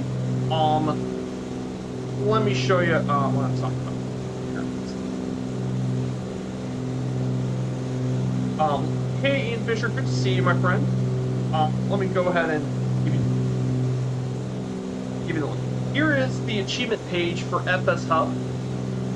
So Ian Fisher, if you click that link on my thing, it will give you the overview for the link, and it'll show you the way and achievements. And they even have a fully prepared little map plan that you can download from the web from here.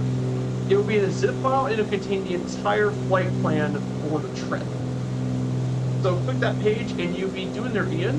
So yeah, great to see you, Ian. Yeah, it should be perfect for your Misfit Squadron. Hey, no problem at all. I'm happy. You got it?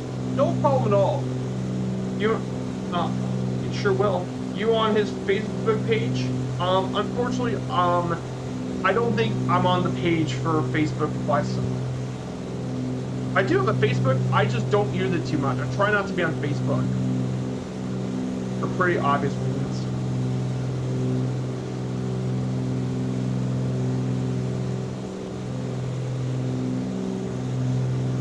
Ah, gotcha. Thanks.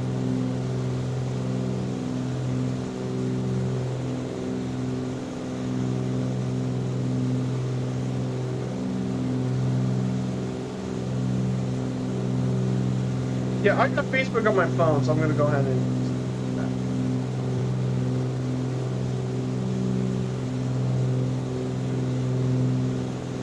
Boom! Okay, I followed it on Facebook on my phone. Yeah. Oh, you're curling the DC-6 on the way to see Santa. Oh, cool. Yeah, Rovaniemi in Finland. Yeah, I forgot to don't know about Santa Claus. The thing is, Finland actually is where the Santa Claus thing even came from. And there's actually a amusement park around the area, which is called Santa Claus Village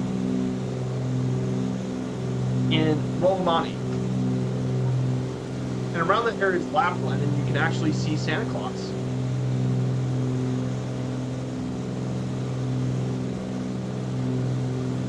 Which is really cool. A lot of people don't know about that.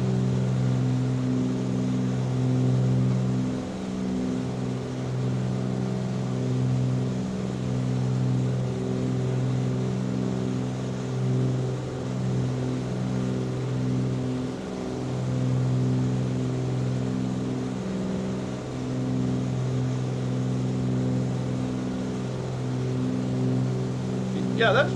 Yep, you've been there in real life. Oh, that's cool, man. I would like to visit Finland. Finland's pretty cool. The first time I actually know about Finland was actually Angry Birds, believe it or not. The lead company who designs Angry Birds is actually from Finland. So that's how I first knew about Finland. But yeah, very interesting place to actually learn about. And of course, I do like visiting Finland for one major thing, and that's all the lakes in this area. Finland's got tons and tons of lakes around the area. I mean, it makes it. I mean, if you like doing floatplanes and stuff, it'd be a fantastic place to visit. It's a day trip from Bristol. Yep, it is a day trip from Bristol. It's not too long of a flight between here and Bristol. Yeah, really, really cool, Ian. That's a really cool place to visit.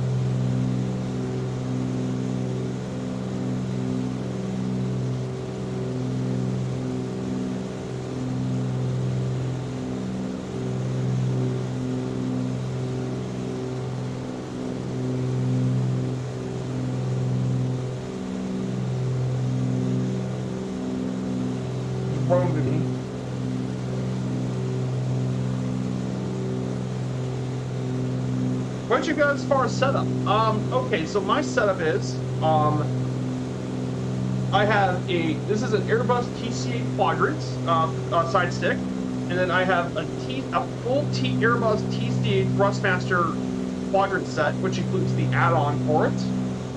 And I have a Lenovo Legion Wi-Fi 40 laptop, and I have a second Asus monitor, which is for my OBS and stuff. While my Lenovo laptop is for the flight sim, obviously. So that is my setup. It's simple, but it works. And sometimes the best setup is the simplest one.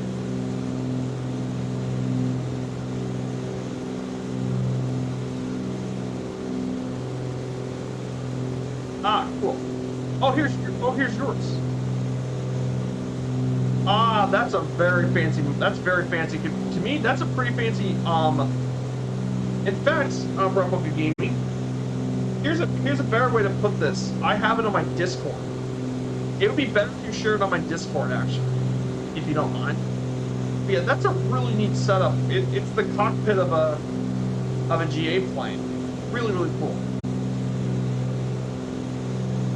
So yeah, it'd be really cool to share them on my Discord. That's why I have a Discord. You can really share these pics on Discord. So yeah, if you like what you see, I have a Discord for you guys to show off. Yeah, beautiful area as well. So while we're in the way, I do want to share a couple of Norway facts that some people don't realize. I'll give you a handful of facts. I'm not going to tell you too much. I'll tell you more throughout the journey. Let's talk about some interesting Norway facts. For one, Norway's home to the world's longest road tunnel at 15 miles long, and that is known as the Lateral Tunnel, which costed nearly 1 billion Norwegian kroner, which is around 110 million US dollars. And it's to connect small communities of Lærdal and Ålesund.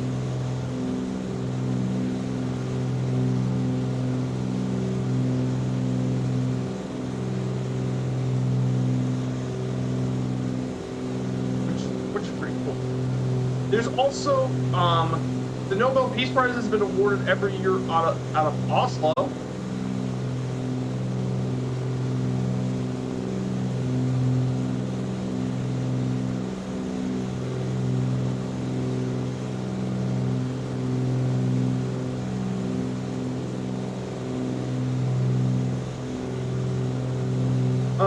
Believe it or not, here's a funny thing about Norway. Norway is actually home to the world's most remote island. And get this island is not in the north. It's actually the South Atlantic. It's Bouvet Island in the Southern Atlantic Ocean, which is basically the other pole. Is actually part of Norwegian territory.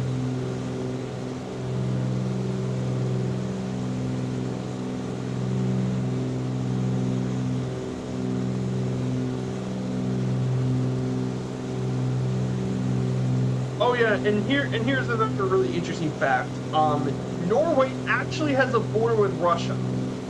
At first glance, if you look at this map, let me pull my map. All right, I'm gonna go out to a concert, catch you later. Thank you so much for Replica Gaming. I hope you have a ton of fun at your concert. Replica Gaming, and I hope to see you soon, my friend. Take care, and have a great rest of the day. So, let me explain why it has a land border with Russia. So, this here is Finland to Russian border. So if you follow that border, it's right here. So between right here,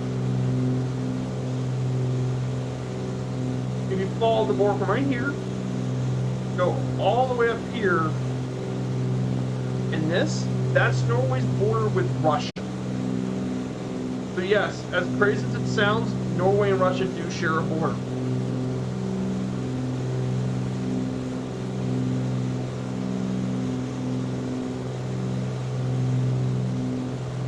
Now that border is actually 120 miles long, and the crossing at Storskog is actually the northernmost road border in all of Europe.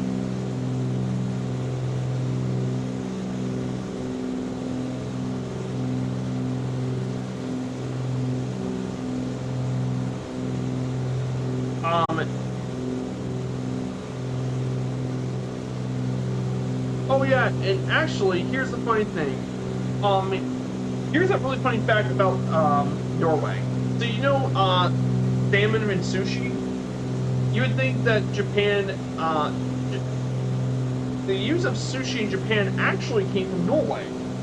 Believe it or not, Norway actually introduced salmon sushi to Japan back in the 1980s.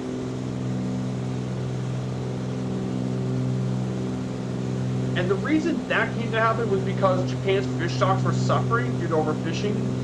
So they actually, the two countries had a deal to bring in salmon from Norway, and it ends up being one of the most popular dishes in Japan, especially for younger generation.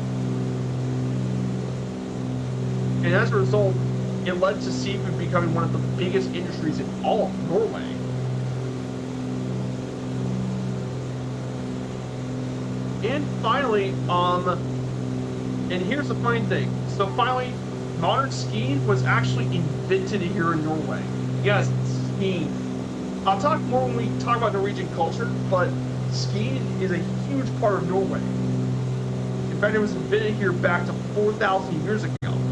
And due to their dominance in skiing and all that, Norway is one of the most successful countries at the Winter Olympics. Despite having less, a little more than 5 million residents, Norway is the most successful country in the world at the Winter Olympics. I kid you not. So yeah, that's some really interesting Norway facts that a lot of people don't know.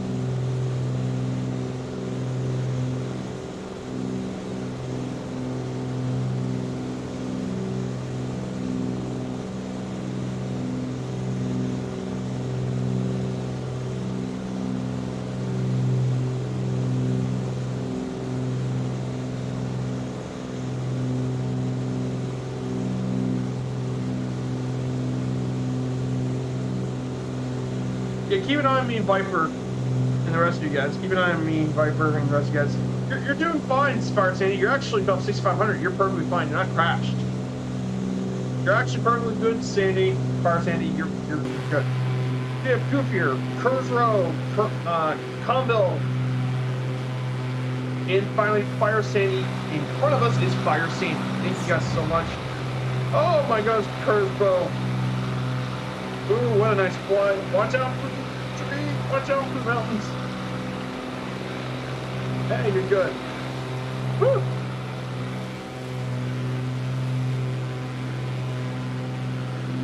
But yeah, great flying, guys. That is, you guys are doing awesome. Yeah, this whole area is just great to fly over in the sim. Oh yeah, I forgot. Mongo to my left is Mongo. Okay, guys. Take a deep breath. Stretch. Deep breath.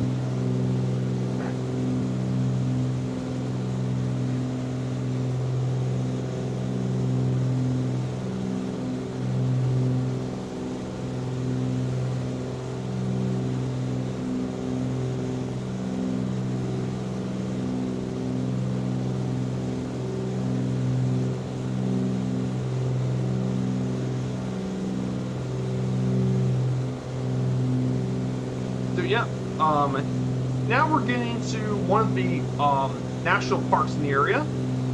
We should be approaching Jotunheimen National Park, which is it's gonna be coming up to us soon.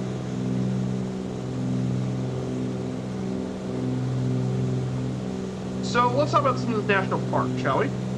This national park is one of the premier hiking and fishing regions in all of Norway. It covers around 1,151 square kilometers or 444 square miles. And part of the larger area of Jotunheimen. Over 200. Oh, rest in peace. If I crash. No, come on.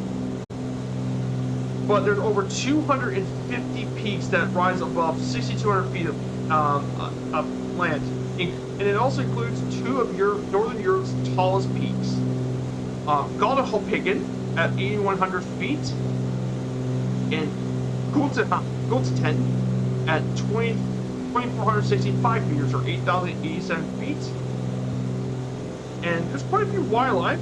They include elk, reindeer, moose, deer, wolverines, and lynx.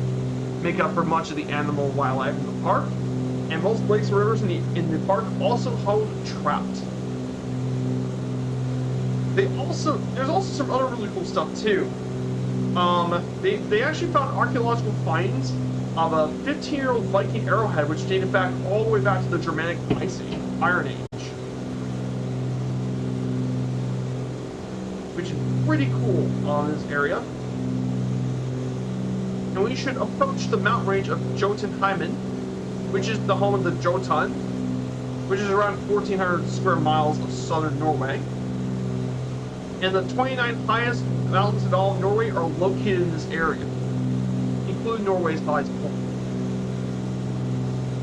And as a result, it is very popular among hikers and climbers and tourists.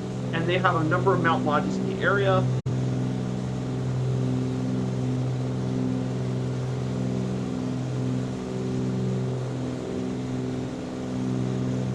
But it's an absolutely beautiful area. So, definitely.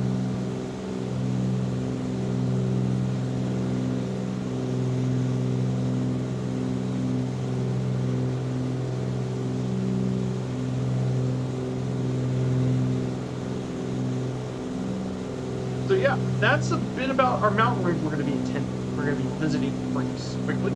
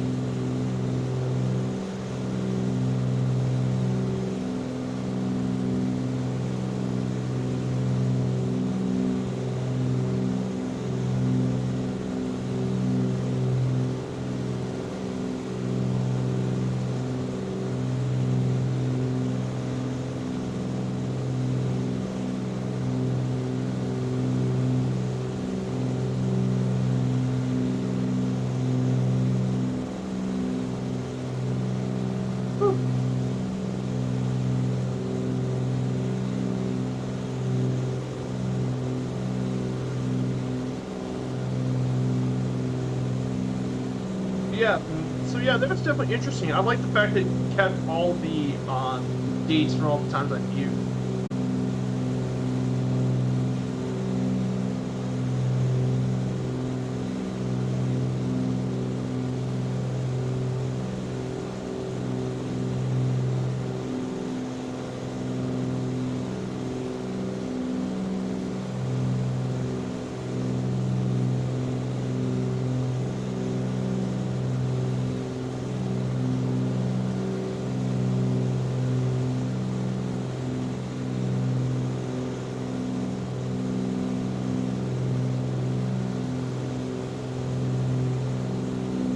Yeah, we're right next to Jotunheimen National Park. So, and I can see Norway's highest point in the distance. I believe that's Norway's highest point on Galdhøpiggen.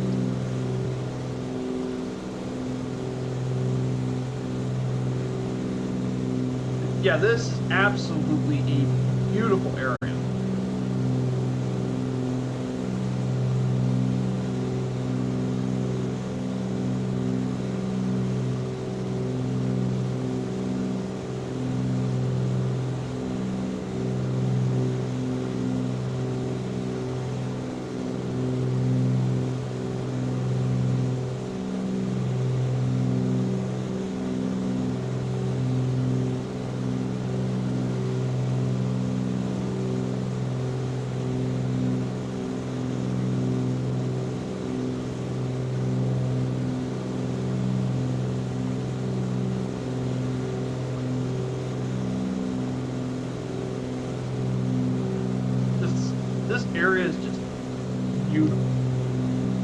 beautiful, beautiful. Oh, there's him in the I don't have the M346 yet, though. So I see the Gigna.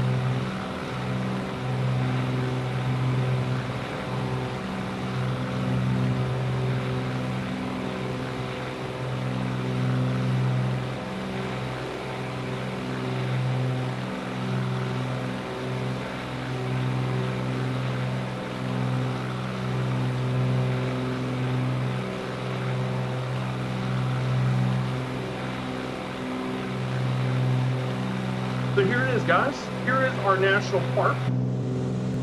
Bro.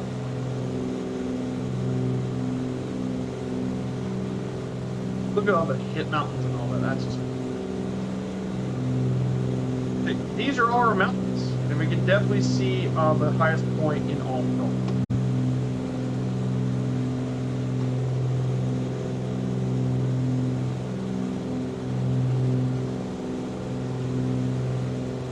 Crazy, we're getting to some pretty high points.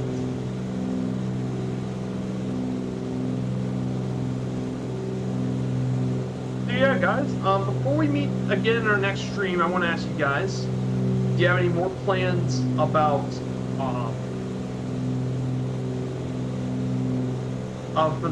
until we meet on Wednesday? I hope you guys have a good time as well. Enjoy yourselves.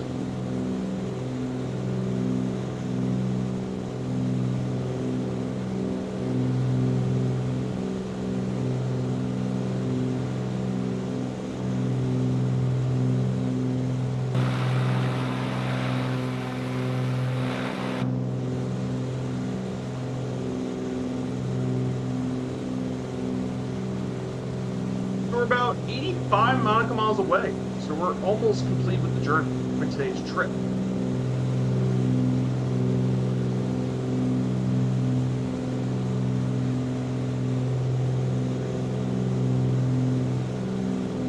So we're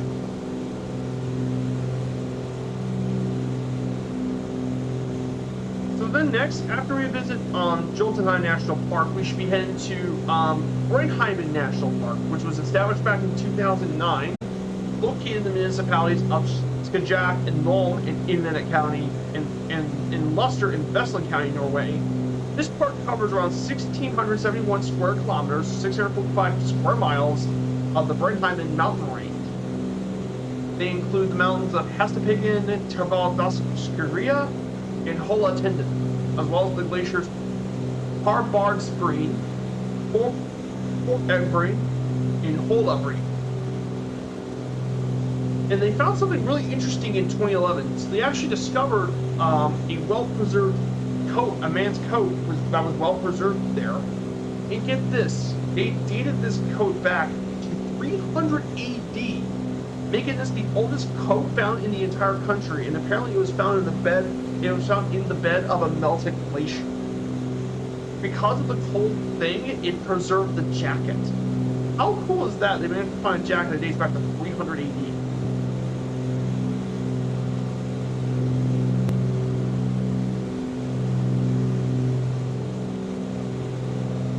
I mean, how cool was that?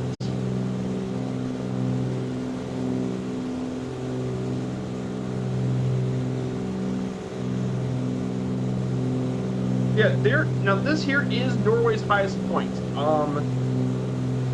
Galdhøpiggen. That's Norway's highest point at around 8,000 feet.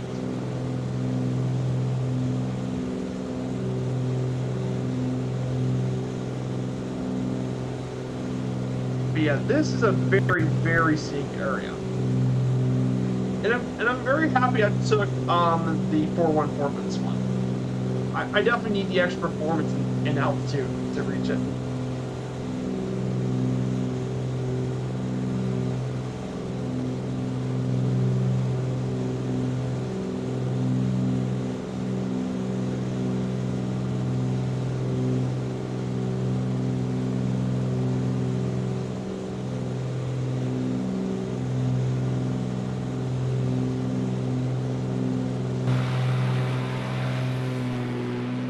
There's Fire Sandy. Goofier, Conville Adam. We have Mongol.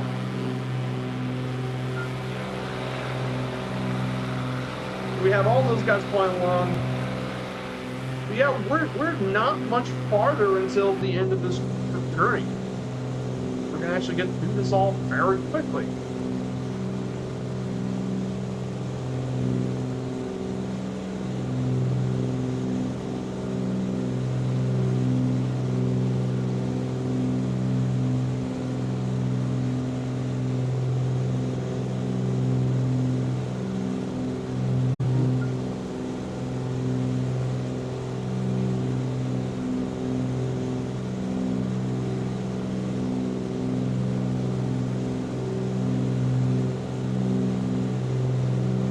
Okay, gonna walk around my apartment, be right back. But I hate when playing crashes to be depressing. No worries, Fire Sandy, it's alright. Like I said, this is just a simulator, not real life. So don't worry too much.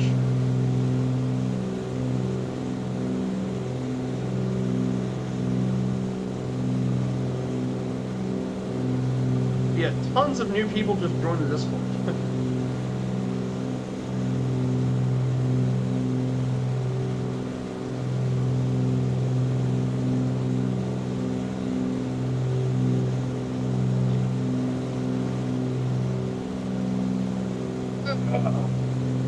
Starting this guy's direction, there's a bit of a long flight. Yeah, I'm gonna have to prepare for a long 6-7 hour streams when we get to the DC-3 flight. We're gonna have some long flights.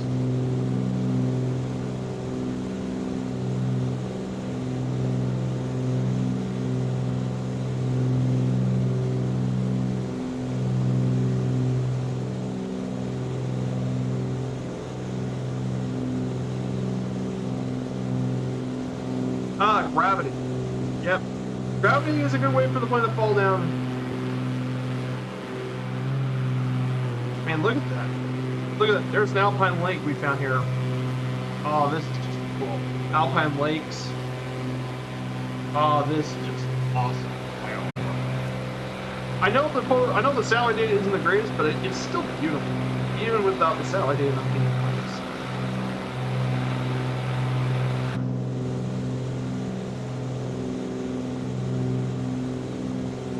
So this is Brinkheimmen mountain range here in Norway. So here's the Brinkheimmen mountain range.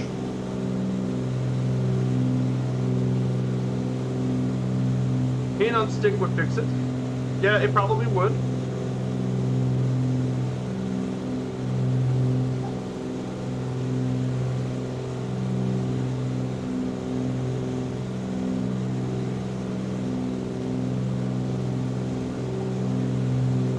So yeah, I'm definitely very excited for the next 2 legs of the Norway tour.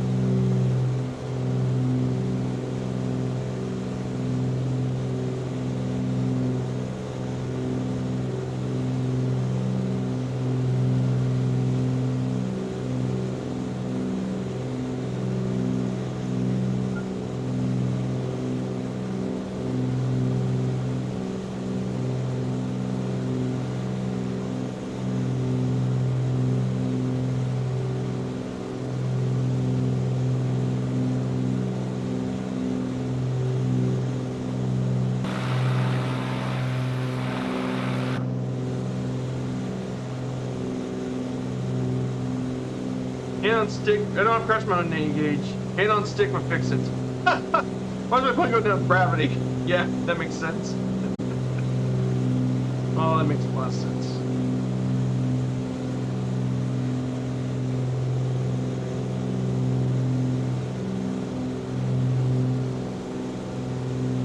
Oh yeah, here's something else I forgot to speak about Jotunheim. So they found more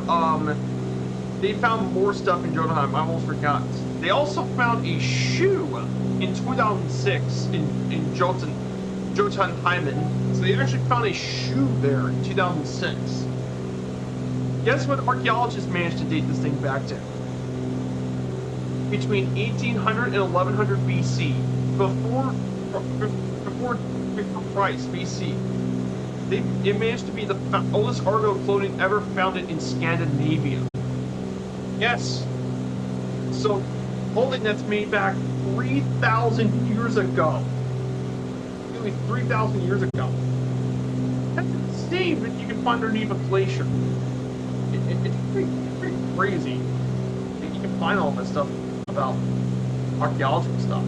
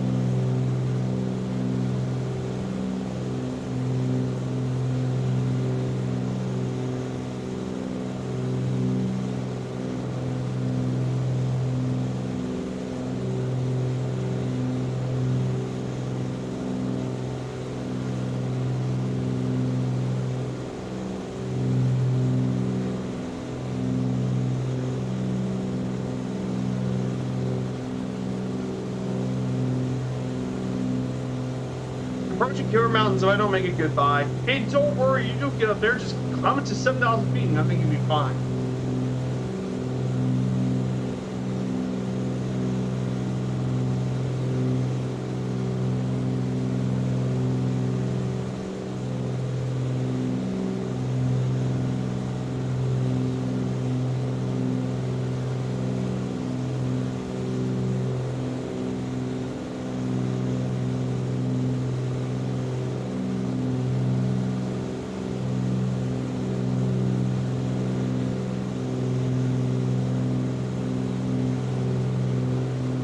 And get this table closed.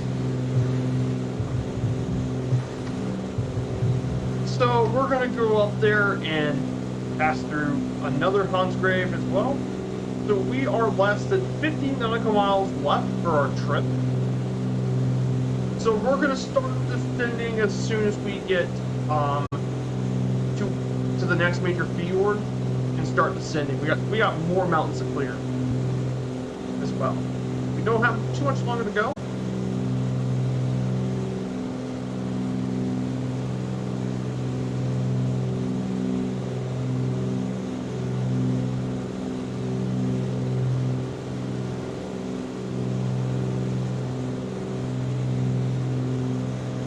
Plans here to go down. Everybody rest in peace.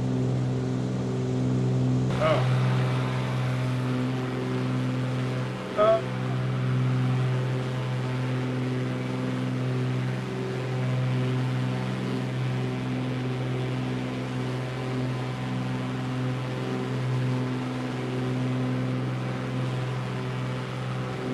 Oh no, fire Sandy.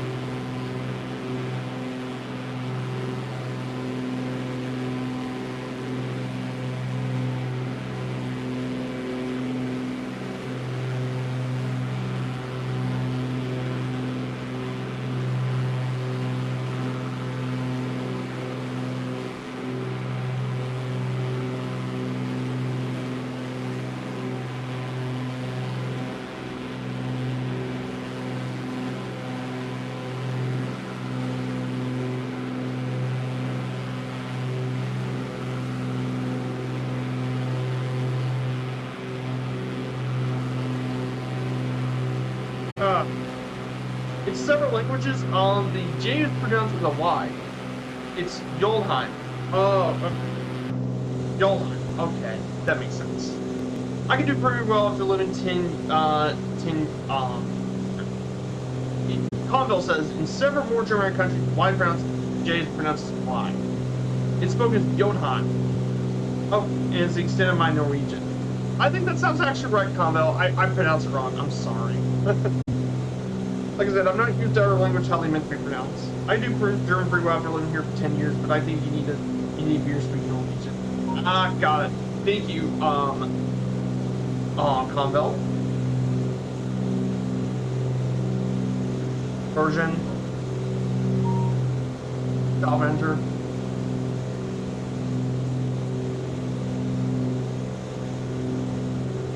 Jotunheim.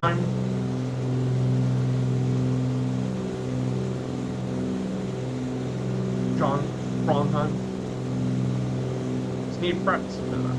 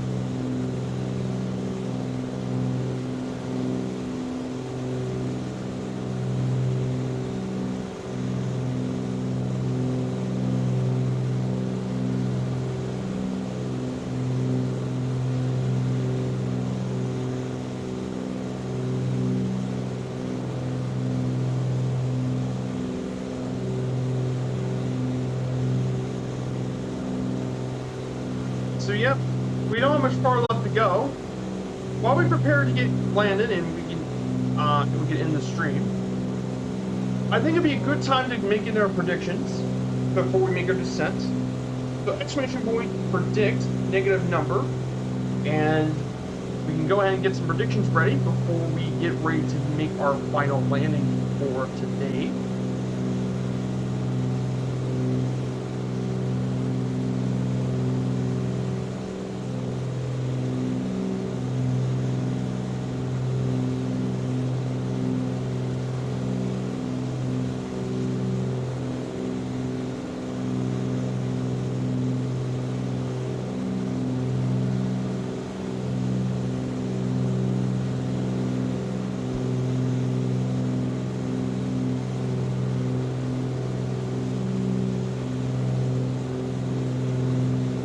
Fox predicted negative 83, I predicted negative 85. Okay, I'm gonna have to cheat and land at ENAL. No worries.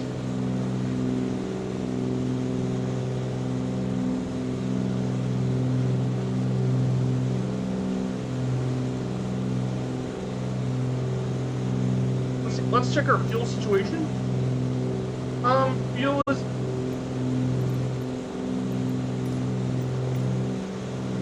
Fuel's doing all right, 36% on both tanks, so that should be enough to complete today's journey.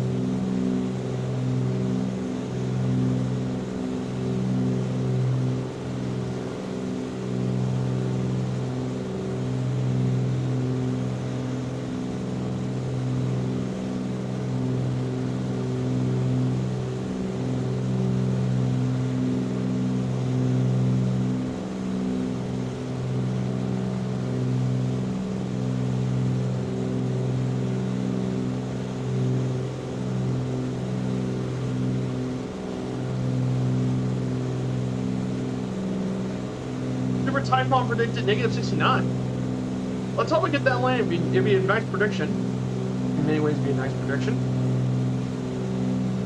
Once we pass through the last several mountains, I'm going to start this.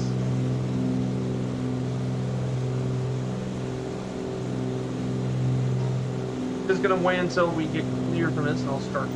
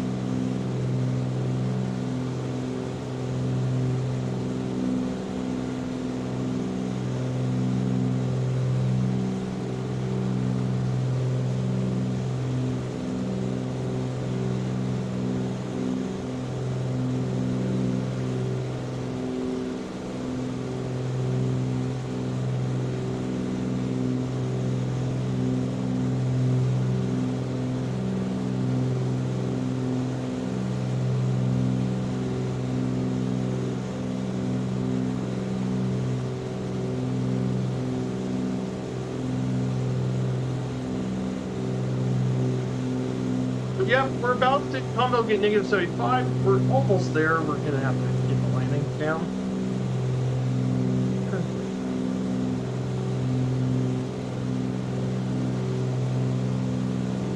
So I'm planning on for next week's topic on Norway. Norway's got tons of different topics.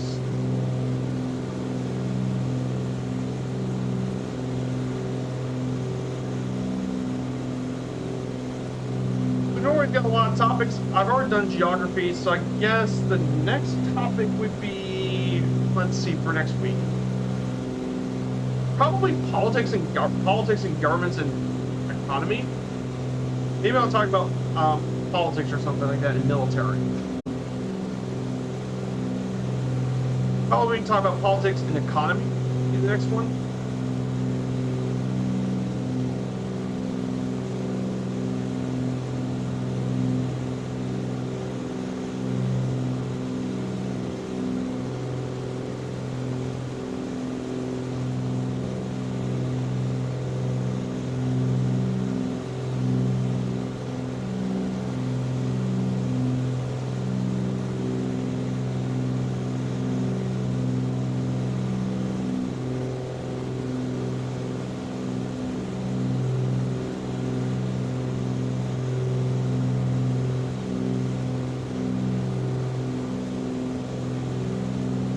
Here it is, guys. Here it is. It's right in front of us.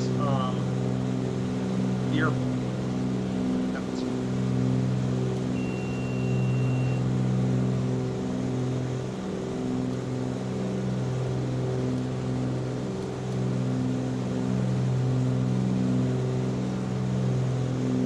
Send down 6,000.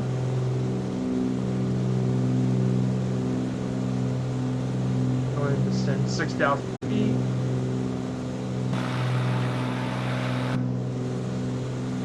So we're going to go ahead and talk about Molde and in the airport. Let's talk about the town of Molde for us.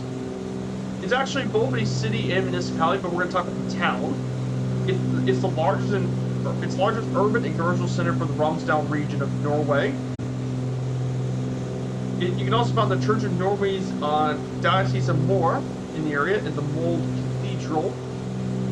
It has a maritime temperate climate with cool warm summers and relatively mild winters.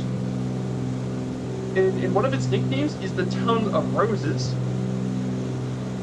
It's been around since the late Middle Ages as a shipping port in 1614, and it grew throughout the 18th and 19th century, becoming a center of the Norwegian textile and garment industry, as well as being the administrative region and a major tourist destination. And it accelerated even more growth after World War II. Population is around 21,103 people, and a population density of 2,324 inhabitants per square kilometer, which is quite dense.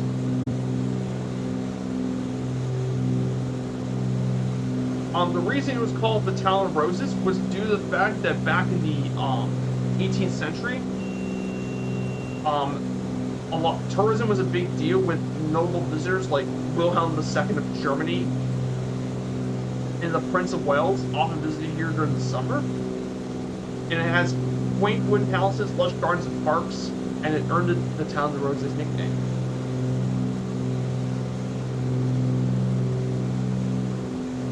This area features a hilly woodland area known as Molmarka, which has lots of paths, walking trails, and more.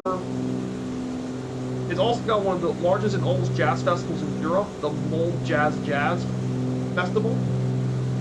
Over 40,000 tickets are sold to 100 events during the festival every year. So that is a bit about Molde.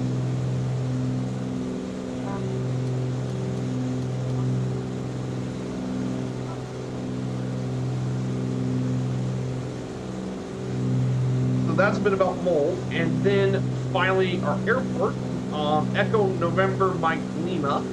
This airport is actually an international airport serving Molde. Features a 7,283-foot runway aligned at 0725. Owned and operated by Avianor, which operates most of the civil airports here in Norway. In 2014, the airport served 481,000 passengers. Scheduled services are provided domestically to Oslo by Scandinavian Airlines and Norwegian Air Shuttle, and to Bergen, Stord, and Trondheim by Widerøe.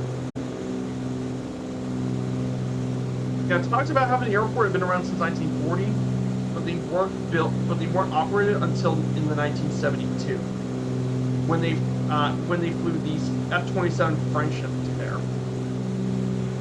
Eventually, they can land planes as big as a Boeing 757, which, by the way, a 757-200 is a pretty big plane.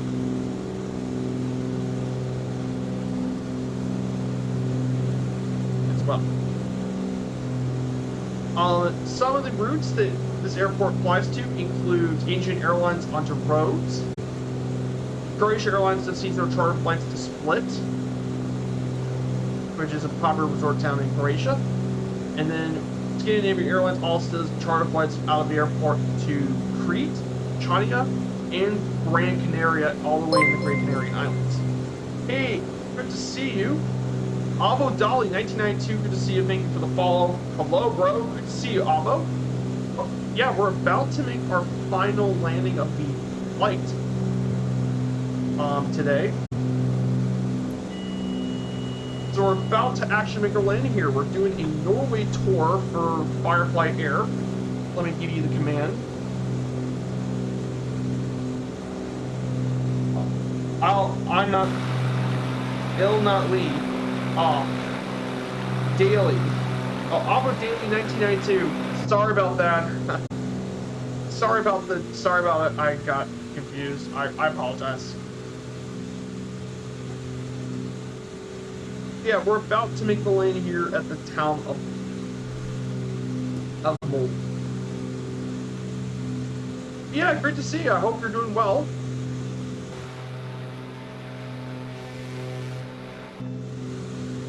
Where are you going now? We're heading to Echo November Mike Lima, which is our final stop. It's on the top right. It's our final stop for today. We're just about to end the stream. We're very close to the end. USA, huh? Yes, I'm actually on Southeast Asia server. Server is Southeast Asia.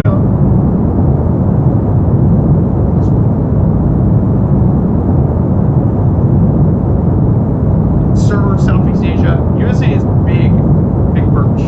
Yeah, USA is huge, by the way. The United States is a very, very big area.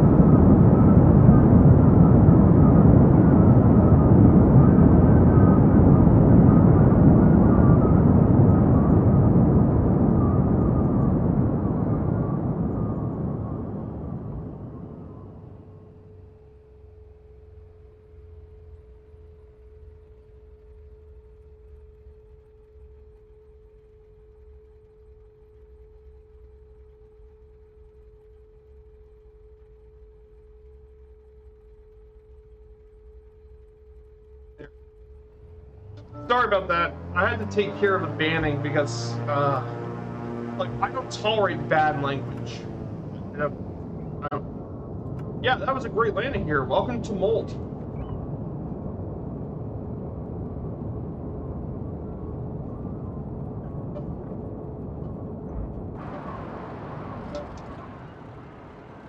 Yeah, guys, we made it our landing stop.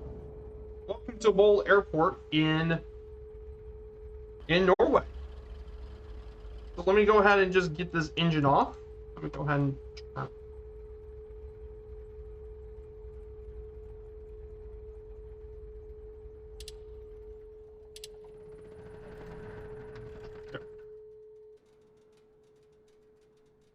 So yeah, here it is, guys, and now we just have to wait for Mongo to make the landing, and that will conclude today's stream.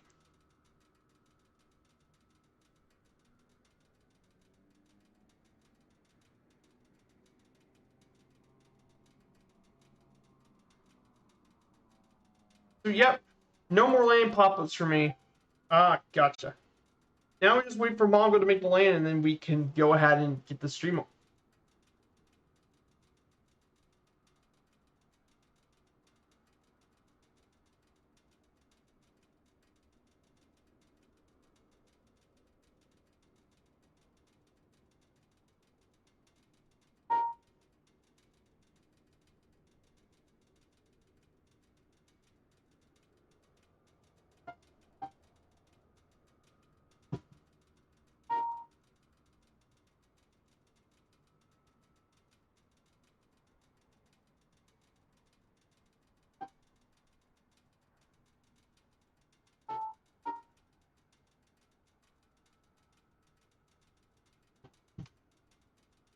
So yep, that's where the crash was me, not me, Viper. Not sure what to do. Weird. Oh, -1 off. Yeah, you were so close. Let's get Mongo's landing and we can get ready to get going. So, for the raid, I think we're going to raid Beamit stream today because she's actually in Norway today. So we get to actually have another Norway flight today. I don't think I've raided Beamit in a while, so we're gonna raid her channel. We're just gonna wait. Let's see if Mongo can pull off the landing here. That is awesome. You got this, Mongo. Good. Great landing, Mongo. Good job. Nicely done. So yeah, guys, that concludes our flight today. Goofier Manti says it's been great flying with you all. Thank you so much, Goofier Manti, and for everyone here flying along, thank you so much. So guys, we're gonna be bringing Beamit today. She's doing a flight over Norway, just like us. So we're gonna be checking out someone else like in Norway. So thank you guys so much. So the plan that we're doing here today, so for next week, we're going to be heading off to a new destination today. We're going to be heading off all the way to further up north into Norway. We're going to take off here from Molde. We're going to end up in Namsos, and then from Namsos, we're going to end up in the island of Rost. So thank you guys so much for coming along. Let's join Beamit's raid.